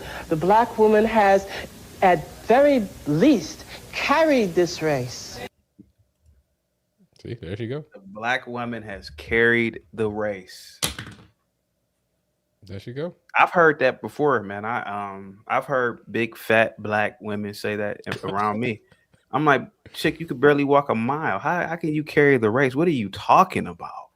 What on earth are these people talking? What is she talking about? How can black women carry the? Could you imagine the Arab woman saying we carry the race, or an Asian woman saying that? The black woman is the only woman I've ever heard say we carry the black man. But what does that mean? We play into it, man. You know, there are black dudes that call into this show that say, I can't believe you talking about Harriet Tubman.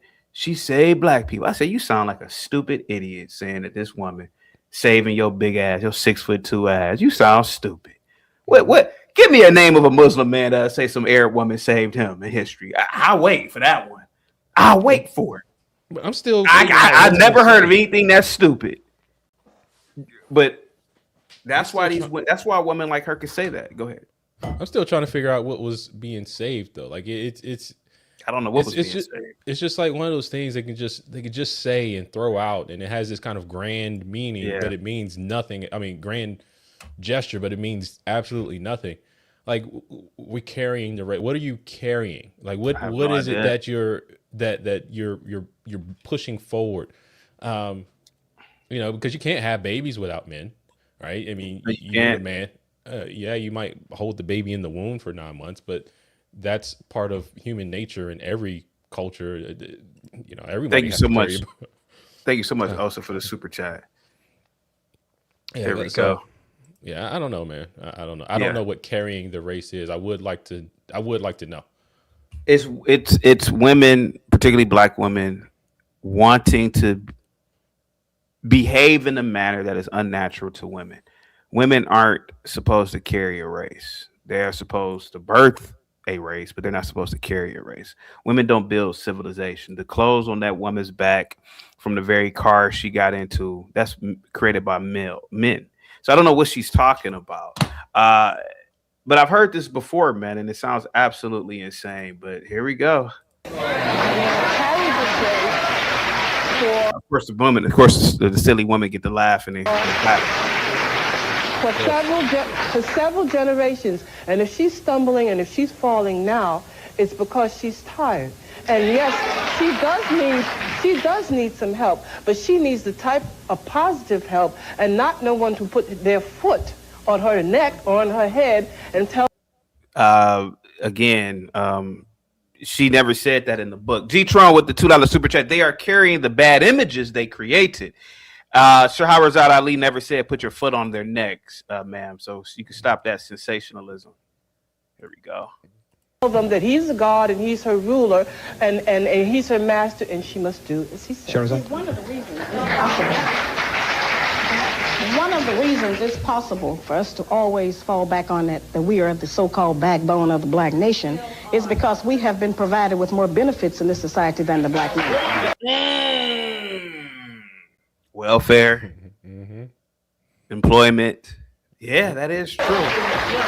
So as a result of us being provided with those benefits and being set up to make it appear as if we are carrying our nation on, it's incorrect. There's not any doubt in any other nationality that the backbone of their nation is the men of their nation, except in the black community. Exactly. Yep.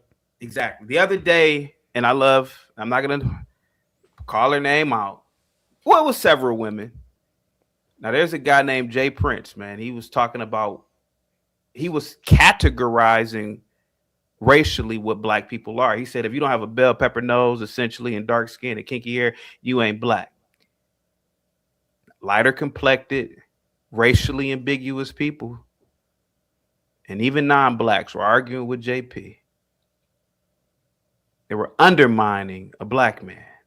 But other races don't get undermined by non-members of their race or women within that racial group. So that's what Shahrazad Ali was pushing for. She was saying it's absurd for a race of men or a race to walk around saying that the women are the backbone of that race. That's the only race that is the black race, with black Americans particularly. But no other race does this shit. You know what that made me think of just now? What's that? It's like the advertisement. We talk about how black men are treated. It's kind of like that's the advertisement to the world on how you should treat black men is how they're treated by the woman of that race. Yeah. Right. So when you talking about, Jay Prince being undermined by everybody just speaking, everyone kind of undermining his comments. Right. It's the permission was given because from the outside looking in, well, the black man's woman doesn't even respect him. Yep. Why should anyone outside respect him? Exactly. Here we go. Also, just call back when you're when you're like at a desk or something. I didn't want anybody calling from the outside walking around. My fault, bro. Here you go. There is, however, Shahrazad, it seems to me on my reading of the book, and I'm going to direct this again to Ariola just before I get to Playfell, sorry. There seems almost an insulting tone specifically directed against, or one of the many controversial passages, women like yourself who have their hair stylized in braids or so-called cornrows, or I did a show about this years ago. I already know where this is going. I did a show about this one, about she talks about the hairstyle of women. Mm-hmm. The Nation of Islam talked about that as well with black women, about these like stupid hairstyles. No offense to anybody, but these braids and these locks that have all these germs and all these bacteria in it, and say, one of the things is that you're not really clean. Mm-hmm. Yeah, you're not, dude. When I was a teenager and a young guy, I don't think I talked to a girl with dreads or locks. I can't remember, man, because it just didn't look clean to me for some reason. It just looked kind of dirty. Like, it didn't look right. Yeah, well, I mean, but she in talks order to start them. Say what? In order to start locks, you gotta keep your hair dirty for a little while. Yeah, it didn't look clean to me. Yeah, and she talks about that. Like these locks they represent a certain level of rebellion against a man. Like, why not have a clean looking style of even wearing your hair to a degree? Get the likes up, guys. Share the video. Here we go, guys. Here we go. Can you get into frame, Osa? Here we go. Who wear traditional garb. It goes so far as to say that is an excuse for not showering and shampooing. It's bad sanitation. I have never in my life seen anything like that. Now that I think about it, a lot of the girls that I knew in high school and in college, the more loudmouth, the girls who were a lot of girls with the attitude who fought a lot were the girls who had like locks, the dreads, because you got to think about it. Even like, I don't know if you ever watch MMA, but the women who fight, they do that to their hair, and because the idea is that you can't grab the hair or whatever. Yeah. But I remember the girls who were nice and sweet either straightened their hair or they had it in a way that it was presentable, so you didn't want to get it all effed up. It's God-given beauty. Yeah.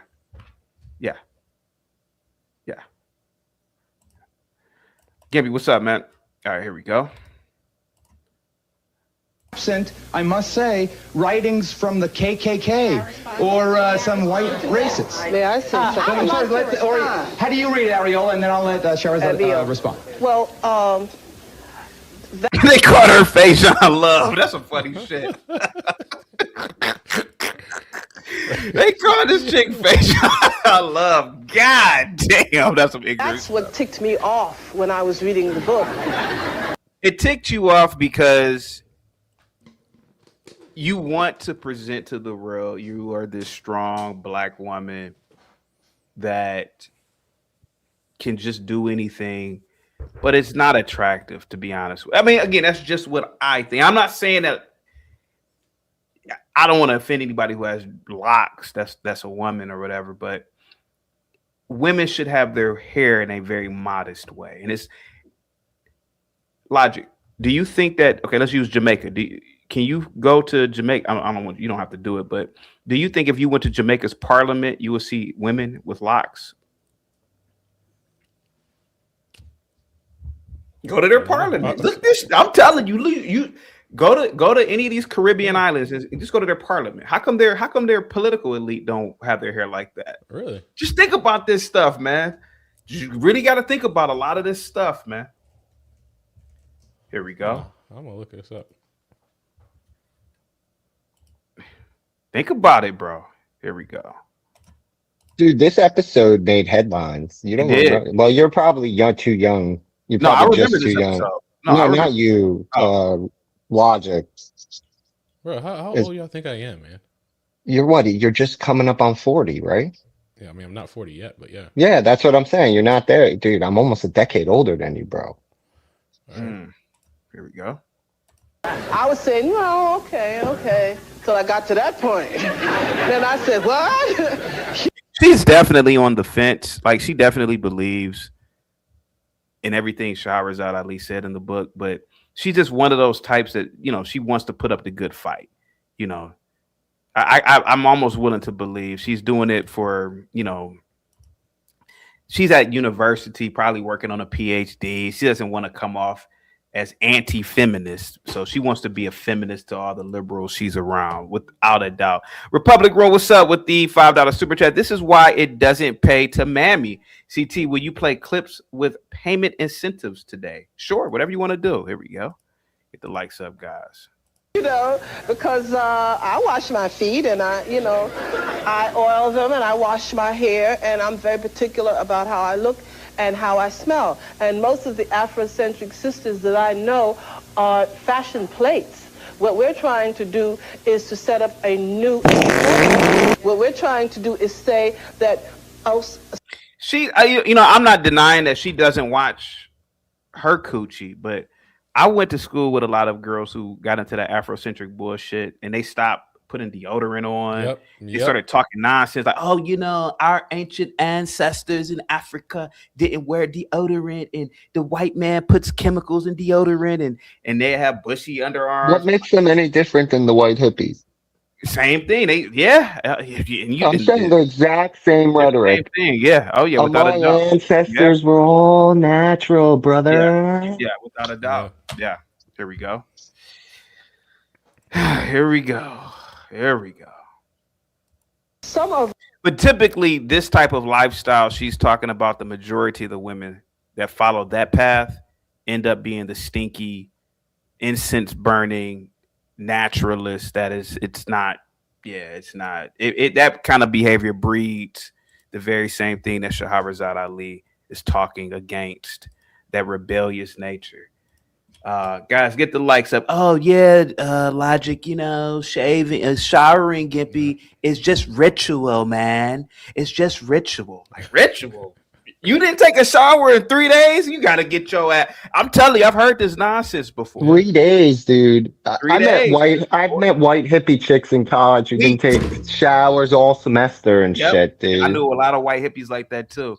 And they'll say the same dumb shit too. Yeah, man, it's just natural, man. All it is, it's just ritual, man. Yeah, brushing your teeth is ritual. Yeah, okay, it's ritual. Get your bad breath smelling ass. But yeah. Us, when you put us in Western clothes, we look almost ugly. Now the irony is that she looks ugly with those pretend African clothes on, which is the funniest part. Let's be honest, she look ugly in everything because she ugly. Here we go. Want to use that word because there's no ugly person, but we don't look like ourselves. When we wear our African attire, it tends to accent other things and makes us look much more acceptable and much more beautiful. Not just women, men also, I feel. So I that's my point, and I took exception with that. I have to take our first break. As you know, we have to have commercials in this program. Then Sherazade responds, and then Playthel will bring you into the game. 2 minutes, we'll be right back. You gotta admit, now knowing what we know about Geraldo, him trying to be the arbiter of like morality on his show is the funniest stuff ever, dude. Yeah, because he's a degenerate of degenerates. What did he do? Dude, he got caught with young girls, like not underage, but he's one of those. He's a womanizer, man. No shit. He goes around. Yeah, he lives a damn Blazarian lifestyle until he got sick and like cleaned up his act and everything. But there was really. Oh yeah, he was a rock. So he was a rock star, though. To be fair, real quick, Chris with the $5 super chat. Who will turn down something so fine, even if they don't shower for a few weeks, if they can keep it undercover? Look at Erykah Badu. You are out of your goddamn mind if you really believe that Erykah Badu, Chris, wasn't taking showers. Erykah Badu got y'all fooled. That's a wealthy, rich woman, and that's a character she playing. All that crazy talk she doing. She's rich. She takes. I don't know. Erykah Badu probably has a marble bathtub. To be completely honest, Erykah Badu might live it. Now Jill Scott, on the other hand, wouldn't. You know what I'm saying? Like, I think Erykah Badu might be living the lifestyle. Jill Scott looks like she smells so goddamn good. Yeah. Jill Scott was but Erykah Badu. I'll bring you back up. Give me a second. Give me. Yeah. Might be living the life. CT, what's up, man? Logic, what's up, bro? What's up, bro? I didn't know you was out here, man. There we go. Oh man, yeah, this is my man CT. Oh yeah. Yeah. Man, I know you was rocking, bro. I rocks with him, man. The realest brother on the internet. Oh yeah. So are you familiar with Shahrazad Ali? I don't know if you're old Yeah, enough. actually. Oh. Yeah. I mean, I missed a lot of it these days. You know what I'm saying? I was like, well, I was like 8 when this stuff was out, but yeah, I'm familiar with her work. I got familiar with it in my later years. I agree with a lot of it, a lot of what she says, and I think that she's the person to say it. Oh, so you was at Morgan, man. You know how that stuff went, man. With all the spoken word speakers, man, be over at McKeldin. Did you ever do like the poetry nights? Oh yeah.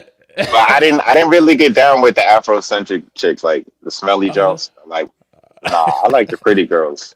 Yeah. Stuff like that. Yeah. Bro, this is a small world, man. CT, you know Osa? Yeah. Hey, bro. He's even mentioned he went to Morgan. No. Yeah. Is it possible, Shahrazad, that you have made certain passages intentionally inflammatory to make a point? Well, absolutely not. Certainly, a lot of the truth of any people is very painful. As I said, this is in response to what Sister was saying. This is not the kind of book you need to rush home and try to read all in one night. You get overwhelmed. Read a little bit, put it down, and go back and try to read some more. The book is clearly our collective contribution as black women of everything we have learned from our slave history that impacts negatively on the relationships with our men. It's just everything that we do. Was it necessary to make that point about sanitation and odor? Let's go with... Could you imagine, and I get it, he's doing it for content, but how stupid of a question that is. Why did you, asking her why it's important to talk about bathing. You know, the Honorable Elijah Muhammad was strict on that. Like, they used to send the Fruit of Islam out and the women, I think it was the MGT, whatever it was called, to the homes of like aspiring members to see how clean they lived. I don't know if you guys knew that. You guys didn't know that, did y'all? Like, that's how I didn't know that. That's how thorough the Nation of Islam was, man. Like, they would actually come to your home and see if you were taking baths. Pretty much had a clean home, to be honest with you. But is it cleanliness? Well, yeah, I mean, godliness. Cleanliness. That's what I was gonna say. Yeah, and then on top of that, you got them wearing all white. So that's supposed to represent purity. Yeah, you know what I mean. So that makes sense. The worst chicks I've ever known in my life had the nastiest homes, man, and and I got to really look back at why was I even bothering with these women, man. I know a lot of you guys probably had you some ghetto smut, and the homes were looking disgusting. Yeah. Man, I'm not gonna lie to you. Since I'm here, man, while I'm here, yeah. Keep the lights up, guys. Republic Room with the $10 PayPal. Salute to you. I don't know what she sent, but let me see what she sent. Guys, get the likes up, guys. Share the video. If it fits the show for JP Clip, calling EBT and the women men and the white men government, the father can. Okay, I could do that later. Just remind me a little bit later, Republic Room. I got you. You don't have to sit over PayPal to remind me. Just remind me in the chat. Guys, get the likes up, share the video, guys. Let's do some more of Shahrazad Ali. Here we go. With the thing, the issue about the dreadlocks, which is what you're referring to, I'm sure, it started out certainly as being a very powerful point that a lot of women made. But that's just merely a medical fact. I studied the dreadlock under the microscope and found that no matter how much you washed it, it had parasites and mites in it. And the people's hair would come out and everything else. Now, if anybody want to do that, go check it. Playfell, do you want to try to deal with that? Yeah. Listen, please. First of all, let me say, Geraldo. Look at this dude. Why does that dude look like a plantation owner? Right. Now like, dude, look at that hat. Yeah. What is he, John Hammond from fucking Jurassic Park? Right. Welcome to Jurassic. Now let's listen to this jive turkey talk. Kind of shows all the time because I write a lot of controversial stuff, but I assiduously avoid these kind of programs for the simple reason that there's not really enough time in here to have any kind of measured discussion that I like to have. But nevertheless, the reason I came on here is because I have seen Miss Ali on several other programs. He just said I'm too good to be here. And I have her on tape. Yes, and he used a whole bunch of extra words that were unnecessary. Yeah. Dude, that hat. I can't get over the hat. Yeah. I'm sorry. Say you jive turkey. Here we go. And I've watched them over and over again. I have read the book. Is he like a fat shaft? I would just like to say something from Tupa. I'd like to speak. Is he what? Like a fat shaft with that look? Is that what he's going for? Yeah. From two perspectives. Miss Ali, from everything I have heard from her, wrote this book based upon her experiences and her conversations. as a scholar, when I look at this book, as a scholar, I know what kind of academic he is. it Is has this Afro none of Nerd's the dad? Probably attributes so. that we look for in a scholarly work.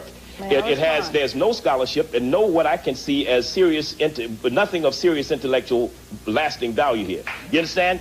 And I have two beautiful, smart daughters whom, if any man uses this book, hold on a minute. If any man uses the prescriptions in this book, it is a prescription for disaster. I will tell my daughters, if anybody ever smacked them in the mouth, come tell daddy. I'll deal with it. Come tell daddy. I'll deal with it, you jive turkey. Now listen, his daughters probably are in their probably 60 now. But I wonder if his daughters ever married. I wonder. Because if they're raised by this simp, I wonder what kind of what kind of daughters do you think he raised, Logic? Yeah. Dude, what's that guy's name? Let me go back real quick. Let me go back. His name is hold on, let's see what his name is. He raised daughters that are probably part of the problem. His name is Playthell Benjamin. Benjamin.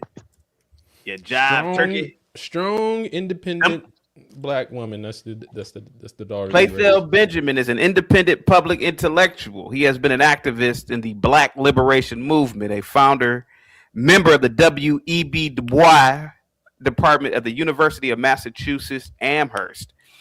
During the 1969 first degree granting Black Studies. Oh my God, he's another smarty arty Black Studies graduate. Man. Just call him a communist. Yeah, he's a commie. Yeah, he's definitely a commie. That's all he is. I wonder what his daughters are doing right now. Let's see. He's old now. They have PhDs. Yep. I got you. Yeah. I'm looking. I'm trying. Hold on. Yeah. Give me a few. Yeah. But this is the type of black guy though that says, we got to protect our black women, our black queens. His one daughter that they can find is married, born August 1st, 19. It doesn't tell me who. Okay. Yeah, Turkey. there's no marital status for any of the other daughters, just that one. Yeah. Yeah, but this is one of those black men that say we got to protect black women, we got to protect our black queens, but then he immediately attacked, Shahrazad Ali. Like, there's no grace or no conversation with a woman like her. It's all like, get out of here. You're not one of us. Instead of listening to what she's saying and articulating and actually conversing. And dare I say protecting her, he's like, nah, I'm gonna just throw you out because you're no good for us and you're not smart is basically what he's saying, because you don't believe the same thing I'm saying. You're not smart. Yeah, but he's also got to protect.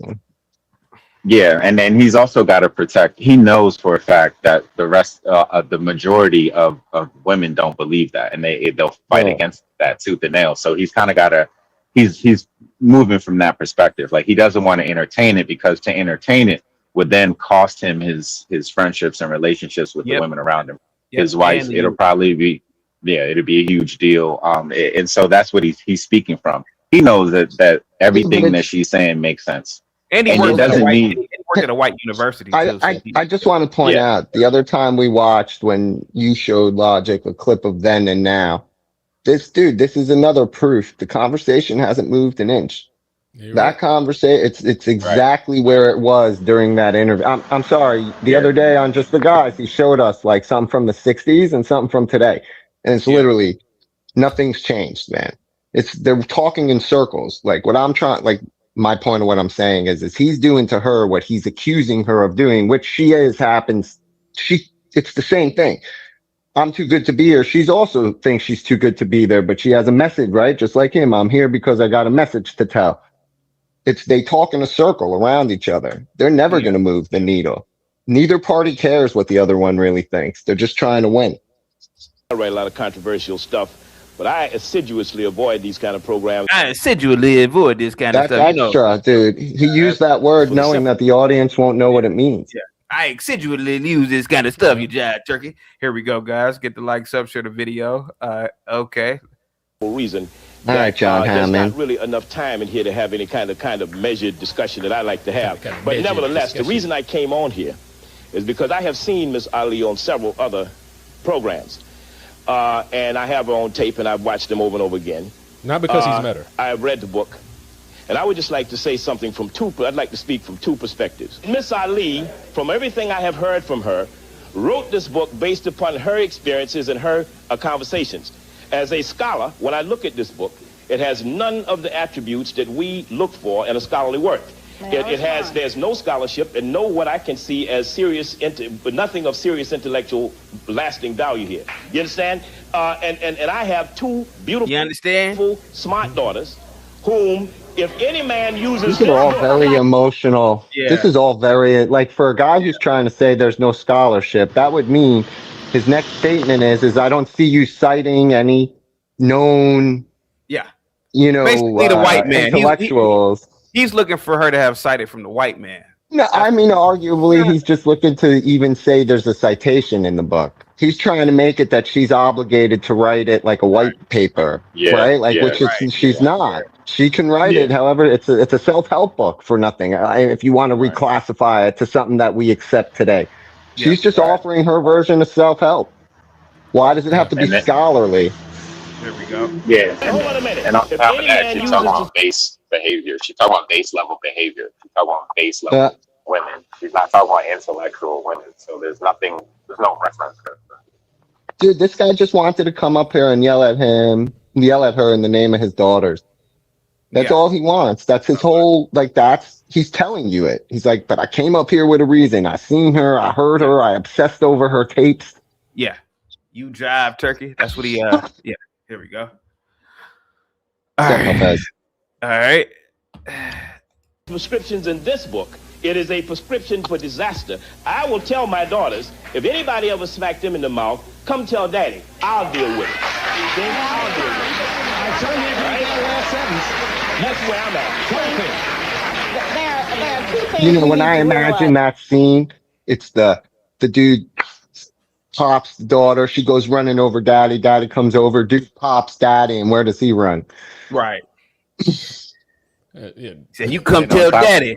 Yeah. On top of that, right? If he was as moral as he likes to think he is, he would teach his daughters to respect men, just like they should be respecting him. Then you won't have that problem. Yeah. You know, that's the first level. What's up? Good evening, everyone. What's up, bro? Sorry. Go ahead. Go on, Logic. You were gonna. Oh, okay. This whole thing is. I feel so bad for the African American. They are so confused on so many levels. This woman's name, Shari Hazard Ali, is an Arab name. They don't even know what Africa is. Half of them are all over the shop. I mean, this is. She identified as a Muslim, so yeah, she's a nation in Islam. She's an NOI. Because Shari Hazard is actually the name of the main character from the 1001 Arabian Nights. That is the girl's name. The woman who talks to the Sultan for 1001 nights in order not to get executed. Anyway, I mean, I'm just digressing. It's just that to me, it seems there's so many levels of detachment from their original roots, and then that other woman is sitting there with some African garb, thinking that she's somehow connected. I don't think any of these people are. This is out of a feminist white woman's book. Everything that they're doing is straight out of white women's feminism, and this is not an African behavior.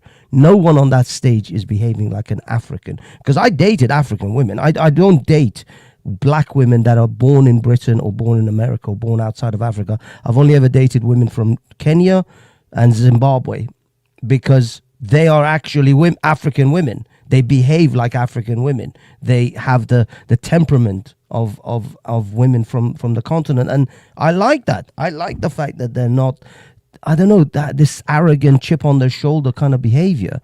And that's what American and British black women are. They've got this horrific arrogance about them, and this sort of like sense of somebody owes them something. And I'm going to be perfectly honest with you. A lot of African black men or black men from who are born in Britain and outside of Africa are the same. But women especially, and I don't have to date the women.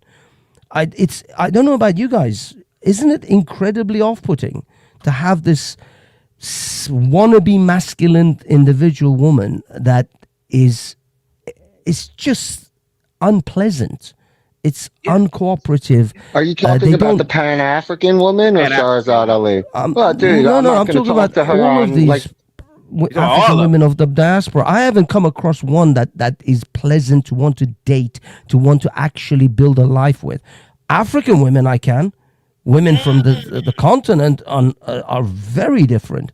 Yeah, they are actually traditional women. They're actually women that you can build a life with. But I can't come across one that was born in Britain or that was born in the United States that sounds like a woman that you want to actually live with. They sound like work. And the thing is, the irony is, they say, if a man can't handle me, he doesn't deserve me. I don't want to handle you. I want to live with you. I want to get along with you. I don't want you to constantly be this hill that I have to climb, this you might work be very that I have to put disappointed in. with women then, dude, because even ones that are submissive need management. No, It's, they're husbands not. They're not. manage their wives. No, Otherwise they'll drive you in. Oh, sorry, Gimpy. Yeah, I'll bring you back in a minute, Gimpy. Give me a second. Republic Room with the then if police are called for black men listening to Mammy Ali. Don't call her that. Black women will be accused of setting you up to be arrested. Black woman, was blamed for that too. And then Blue Baggins with we see the same shit for the past 30 years. Can we really blame the passport bros for exiting the stage left? Don't be confused. This is all America. Go ahead, guys. Go ahead. Thank you so much. Logic, salute to you, buddy. Go ahead, Hafiz. Go ahead. Oh, Logic dropped. We got another. Yeah, Black Bear with the $5 super chat. CT, awesome show today. I see that you have healed from C19. I'm glad you are back. I forgive you for being disrespectful to America and Americans. Go ahead. Look, Gimpy, I understand that there is always a certain level of management or at least cooperation. But I've dated certainly in the last couple of years, I've dated a couple of women that showed me what a cooperative woman really is about. I went on this trip to Paris with my girlfriend in the summertime, and it was a pleasure. We drove from London to Paris, and it was a pleasure being in the car with her. She wasn't yelling. She wasn't telling me to take this turn or that turn or do this or do that. Oh, you're getting it wrong. Oh, you're going the wrong way. It was lovely. We listened to music. We chatted a little bit about things. It was just a pleasant trip. I was exhausted. Don't get me wrong. It was a very tiring trip because of the drive and this and that. But she was wonderful to be around. She was not at all. You are mistaking short-term success for long-term success. Yeah, great. I have a very cooperative, loving, giving, understanding wife. But to say that I don't have to manage when she gets into her feels is ridiculous, dude. Every man has to end up, because we don't function the way they do, and they expect us to be able to relate at a level that most men are just not capable of. Some men are in their feelings that way, but in general, dude, like, to have a successful marriage, you know how you as much have to be able to say no as you do yes to your woman. I'm just saying, like, there's a management level. That's all I'm saying. I'm not contradicting. I agree with you. There's a class of woman out there that the West sorely misses, and it only exists in other places. I don't disagree with that. I'm married to a Slavic woman who was born in Siberia. Like, right, dude? I'm a living example. I'm just saying that even the best woman requires a steady hand, dude. Sure. I totally understand that, and I'm not even remotely disagreeing. It's just that they don't have to have that extra level of pain and suffering. This is what I've seen from the Western women. They've got, like, you've got your normal level of management, and then on top of that, the extra shit you have to put all up that with. extra craziness of feminism. Yeah, dude. I don't have to worry about. Dude, my wife will say that half the problems came when you gave women the right to vote. If each want to answer this, If each want to answer this super chat.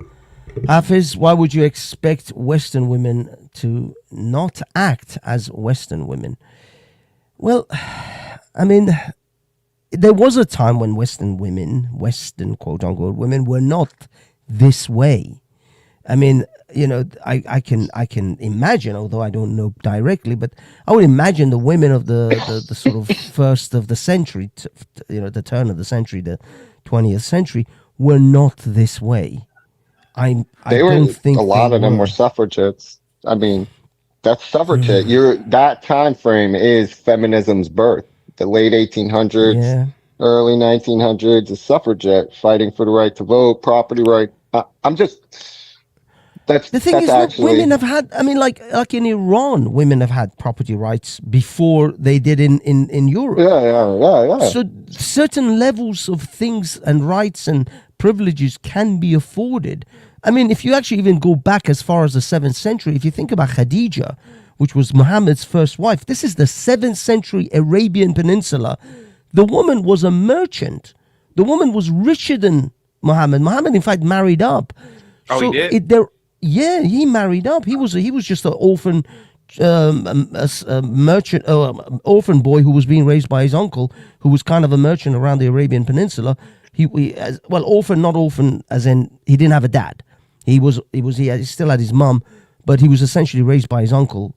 And Khadija was a rich businesswoman. Admittedly, her father was the merchant, but she was rich, and he married up. He married her in order to get into the sort of upper class of Quraysh society. So what I'm saying is, as far back as the 7th century, there were women who clearly had wealth and property, and so on and so forth. So this isn't completely an anathema to the globe as women having property and wealth. Oh, dude, before women respected. I'm sorry. All I'm saying is that I think women respected their men. They didn't emasculate their men. You see, what I think modern feminism has done is that not only they want equality amongst themselves and men, which they actually don't. They actually want superiority, but they want to emasculate the man. They want to cut off the man's balls. Yeah. And that comes from That's the this Western, this type of feminists who are actually misandrists, who are man haters. It comes from this. I personally believe lesbians who reject man as in their to their core, and they just want to simply they were have the an TERFs, emasculated. the original TERFs, before the trans thing, where they're now called TERFs. It's those radical feminine, that group where women are class unto themselves that should be considered equal, or if not greater. I mean, that's that, right? Like with the J.K. Rowlings, I mean, now they're all TERFs, right? Like they all are against the trans, which makes them favorable. But ultimately, originally, they were the radical. They're the ones that didn't shower, CT. Your favorite. They're the Jermaine Grays. The Jermaine Grays. I actually go to Speaker's Corner once at the end of every. It's the last Sunday of every month. These feminists, you know, Kelly J. Keane. She used to be called Posey Kelly Parker. J. King. Who was that? Yeah, she's a TERF that started this whole anti-trans or trans being in women's bathrooms kind of movement. She was one of the first. She actually got arrested in Britain for putting up a billboard in Scotland giving the definition of a woman, an adult human female. If you look her up as Posey Parker or Kelly J. Keane, she's been one of the main sort of tip of the spear kind of people, forefront of moving this conversation about men being in women's bathrooms. That's her main thing. And sports. But she's the one that's famously it was on Fox News. She went on Tucker Carlson after that, saying at the swimming meet, the guy said to her, "Well, you're not a biologist. How would you know what?" She goes, "I'm not a vet, but I know what a cat dog is." Yeah. I don't know if you've seen that clip. She's that woman. Anyway, I see her she comes every Sunday to Speaker's Corner, and I'm constantly on their back because they are the feminists who cause this. And I'm constantly saying to them, and they go, "Oh, I'm not a." By the way, they deny being a feminist now because feminism is intersectional. Trans. Yeah, exactly. Now that it's just women need to be protected because women are special. Yeah. It's not about rights anymore. Exactly. They're Suddenly trying to they're not get the feminists trad anymore. crowd. Yeah, because they're trying to build the base. They want trad wives. Dude, it's a PR stuff, man. Dude, these people have like a boatload of people advising them on their movements constantly because of all the non-for-profit money they funnel. They don't get to do that without oversight from the donors. Circling back to this particular interview, this conversation here. Oh yeah. They are all feminists. Look at these women. Let me ask you, could you go back to the 100% Pan-Africanist feminist. woman? One sec. Can you go back to that Pan-African? Now, would it matter what that woman was wearing? Wouldn't she be ugly and everything, Hafez? I feel like her argument is... Look, this lady is not the most attractive lady. That's what I'm saying. Like, why is it always the ones who are ugly to begin with that make this whole thing, we only feel beautiful being different? I mean... I don't know. Maybe a nose job. Maybe some nose job. Jesus Christ! Here we go. We look Dude, she's almost horrific looking. ugly. Now, I don't want to use that word because there's no ugly person, but we don't look like There's ourselves. no ugly When we person. wear our African attire, it tends to accent other Lady. things and makes us look much more acceptable and much more beautiful. Not just women, men also, I feel. So I that's my point, and I took exception with that. I have to take our first break. As you know, we have to have I commercials mean, in she this might be program. right. And Sherazade But it responds, ain't her. and She then Faisal reminds will bring me. you She into the reminds me of that comedian woman Leslie something. Leslie Jones. Leslie Jones. Yeah, you mean CT's secret girlfriend? Jeez. That's 2 minutes, we'll be right back. CT's celebrity crush. Is it possible, Shahrazad, that you have made certain passages intentionally inflammatory to make a point? Well, absolutely not. Certainly, a lot of the truth of any people is very painful. As I said, this is in response to what Sister was saying. This is not the kind of book you need to rush home and try to read all in one night. You'll get overwhelmed. Read a little bit, put it down, and go back and try to read some more. The book is clearly our collective contribution as black women of everything we have learned from our slaves. Let me see. I can't see it. Oh, there we go. Camille says white boys calling black women ugly on a black man's channel is wild. I don't know which channel you are watching because there are no white guys on the panel. Gimpy's a J or a Jew, and Hafiz is an Assyrian or he's Persian. Persian. What the fuck? No, not an Assyrian. A Persian. He's Iranian. Yeah, I don't know any white guys. And then Camille, why don't you call in and talk to them yourself? I mean, I'm happy to call an ugly white woman ugly if it makes him feel better. Put up an ugly white woman. I'll tell you why she's ugly. I will say this before anyone else. This ain't no picnic. You know how much I have to work to get a piece of ass? Hey, Camille, I don't have to work at all anymore, Hafez. Thank God. Hey, Camille, I'll do you a solid. You call in and you show a picture or you can share a screen of an attractive black woman. I mean, they are entitled to their opinion. That woman on the dais is not the most attractive woman, and she, for damn sure, is not in shape. So they're not saying all black women are ugly. They're just saying that that woman, who happens to be a black woman, is just not attractive, and she's not horrific. Attractive. Yeah, horrific is the word. Get the likes up, guys. Thank you so much. Dude, it's like he went out of his way to find someone who was polar opposite looking of Shahrazad Ali for that Pan-African position. Like, because she's clean. Like, dude, look at her, Shahrazad Ali. Clean, prim. She looks elegant. She looks respectable. She has a commandable air. Even if she's mid, she still looks beautiful for what she is right there. That other woman is like, I'm going to hold a dirty dish rag next to a designer towel and make them argue. Like, that's what I'm trying to point out.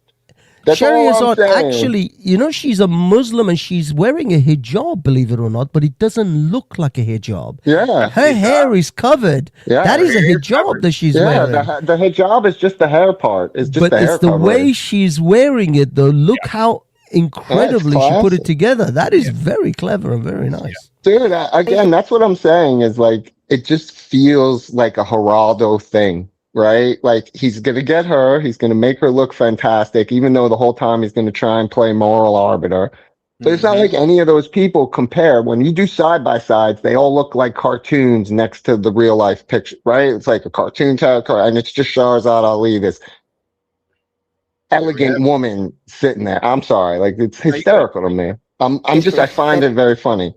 Impacts negatively on the relationships with our men. Setup. It's just everything that we do. Was it necessary to make that point about sanitation and odor? Let's go. The committee again. Yes. Call in and you can call in and show it, man. You know, if you don't agree with them, just call in and just show and tell. There you go.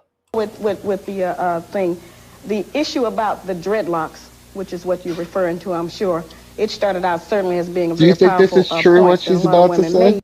100,000. That no matter how much you clean them, there's going to be lice and parasites in them. Okay. Yep. I never had dreadlocks, so I wouldn't know. And they stink. They stink. That I know because I know people with dreadlocks. Women, white and black people who have dreadlocks are the same. It's horrific. It is. Not, it is not good. I've seen white dudes. These days, I'm happy I'm bald. I mean, it's not the. Let me read this real quick. Long Shot Beast, what's up, buddy? With the $5 super chat, salute to you. Black men think any old black woman is attractive. Black men don't look at the face most of the time. As long as she got a big butt, they don't care. I don't know. Oh my God. I don't know, man. It's not just the butt. Sometimes you do have to like look at the face. I don't agree with this. I mean, there's an expression in my circles that cover the face, F the base. But I don't agree. I like to see the face. Yeah. Hafez is very anti-face coverings. It's, got religious implications for him. But that's just merely a medical fact. I studied the dreadlock under the microscope and found that no matter how much you washed it, it had parasites and mites in it. And the people's hair would come out and everything else. Now, if anybody want to do that, go check it. My hair, my mammy, my hair. First of all, John Turkey let me wants to say, talk. Geraldo, I get invited to these kind of shows all the time because I write a lot of controversial stuff. But I assiduously avoid these kind of programs for the simple reason that there's not really enough time in here to have any kind of measured discussion that I like to have. But nevertheless, the reason I came on here is because I have seen Miss Ali on several other programs. And I have her on tape, and I've watched them over and over again. I have read the book, and I would just like to say something from. Why does he watch them over and over again? Why does he what? Watch them over and over again. Like if you don't agree with it, why do you have the need to like obsessively traumatize it? What is that with the self-traumatize? Like, I don't agree with you. I know what I don't agree with already, but I'm gonna watch you one more time. Good measure. From everything I have heard from her, wrote this book based upon her experiences and her conversations.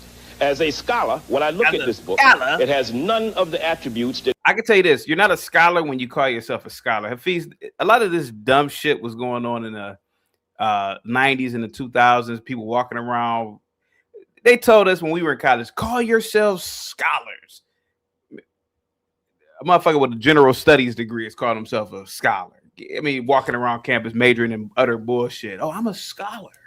Yeah, but yeah, this Tywin said it. No true king needs to say, "I am the king." Right? Nope, nope, not at all. Here we go.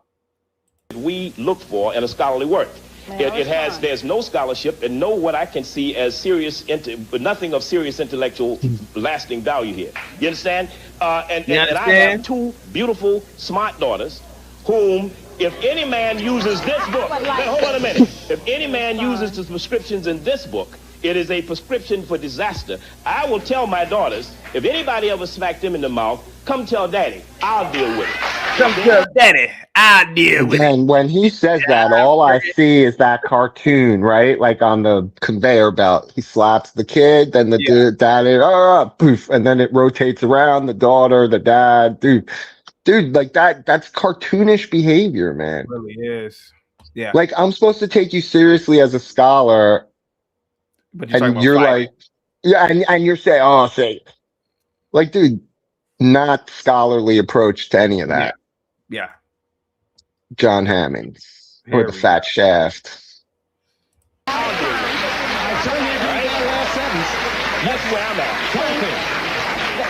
are two things we need to realize here. One of them is that we have a problem with behavior definition and interpretation. We look in the mirror and see ourselves as one way, and the black man looks at us and sees what's in my book.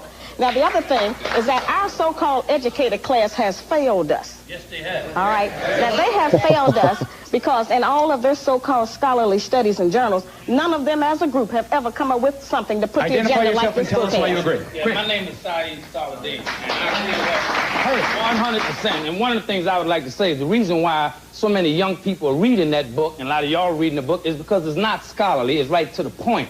Exactly. Now, I would like to also say, as it relates to violence, okay, my wife, ex-wife, was the first one to slap the living Star Wars out of me. And I believe it, man. Women really hit men the most, to be honest. Oh yeah, because they don't get in trouble for it. Yeah. Do you see his left eye? It looks a little bit late. Maybe she's still, you know, that imprint of the last slap is still in there.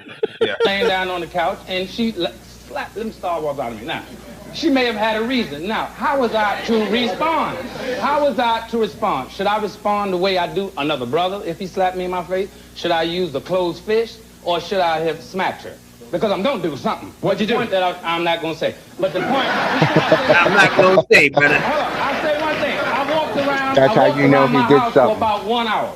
You know, but I would like to also say this is one... All right, let me just say that if I smack my wife, my bed would be burning. All right, I agree. Hurry up. One last principle. There's an old ancient feminist principle from the great mother principle, and they said that there was only two people in this world, a mother and her children. Now, if that is true, and one of the children is out of order, who do you blame?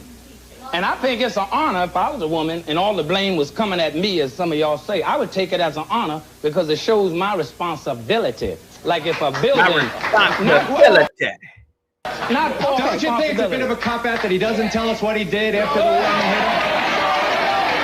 Give it 2 minutes, we'll be right back.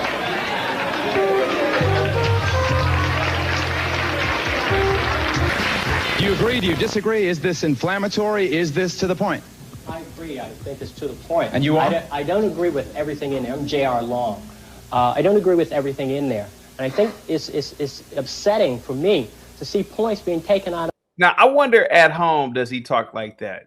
Like, does he have that same voice, that nasally white man voice? Not even a little. You don't think so? How does he sound at home, Gimpy? He code switches, dude. He sounds like that scene in Beverly Hills Cop when Eddie Murphy is talking to the replacement cops, the white dude and the black dude, and he says, "You got to put a little bass in your voice. You've been hanging out with this white boy too long." We're not gonna throw for no banana in the tailpipe. Why are we not gonna throw for no banana in the tailpipe? Perspective. The point regarding hitting in the mouth. It's an optional point. It's one of 6. Now, it's one of 6 avenues that the black man can do when he's upset with his woman. So you can't just take that point. Identify yourself and tell me if you believe it's an option that's viable. Elsie Washington, senior writer at Essence Magazine. No one has the option to hit me in the mouth or anything else. That's how you know she's going to get hit in the mouth. Stop it. I'm just saying, like, that's how you know some dude's going to hit her in the mouth. She'll say shit like that to him, and he'll hit her in the mouth. Why is the first go-to of these mindsets is that the man is going to get physically violent with them immediately? I mean, if you are to impose your authority upon the situation, it doesn't actually have to be physically violent in a lot of situations. 9 out of 10, even with your kids, you don't have to smack your kids immediately. But that's not what they're doing here. They're using debate tactics to destroy an argument. By demonstrating that one point of 6 is so invalid, it should invalidate the other 5 without an argument. That's what they're trying to do. They're hyper-focused on the one that's socially and contextually not acceptable, right? They don't care how, like, for example, there are women in this show that are about to say, well, I'll never put myself in that position where that happens. That's why I agree with it, because I understand that it's a final resort type shit. But again, the detractors are using it because it creates a clear definition that this person is asking for the ridiculous. It doesn't matter all the reasonable things. It's just to hide the fact that ultimately they accept the ridiculous. So the whole premise of everything should be disqualified because one isolated part of it can be identified as out of hand. I mean, it's just a way to kill your opponent intellectually. You know what I'm saying? Like, they don't care about what, dude, this is what I'm saying. The reason why this argument about black men and black women hasn't moved at all versus white men and white women, it's gone all crazy and it's moved all over the place, as can be seen by how white women have usurped power all over the place from the white man.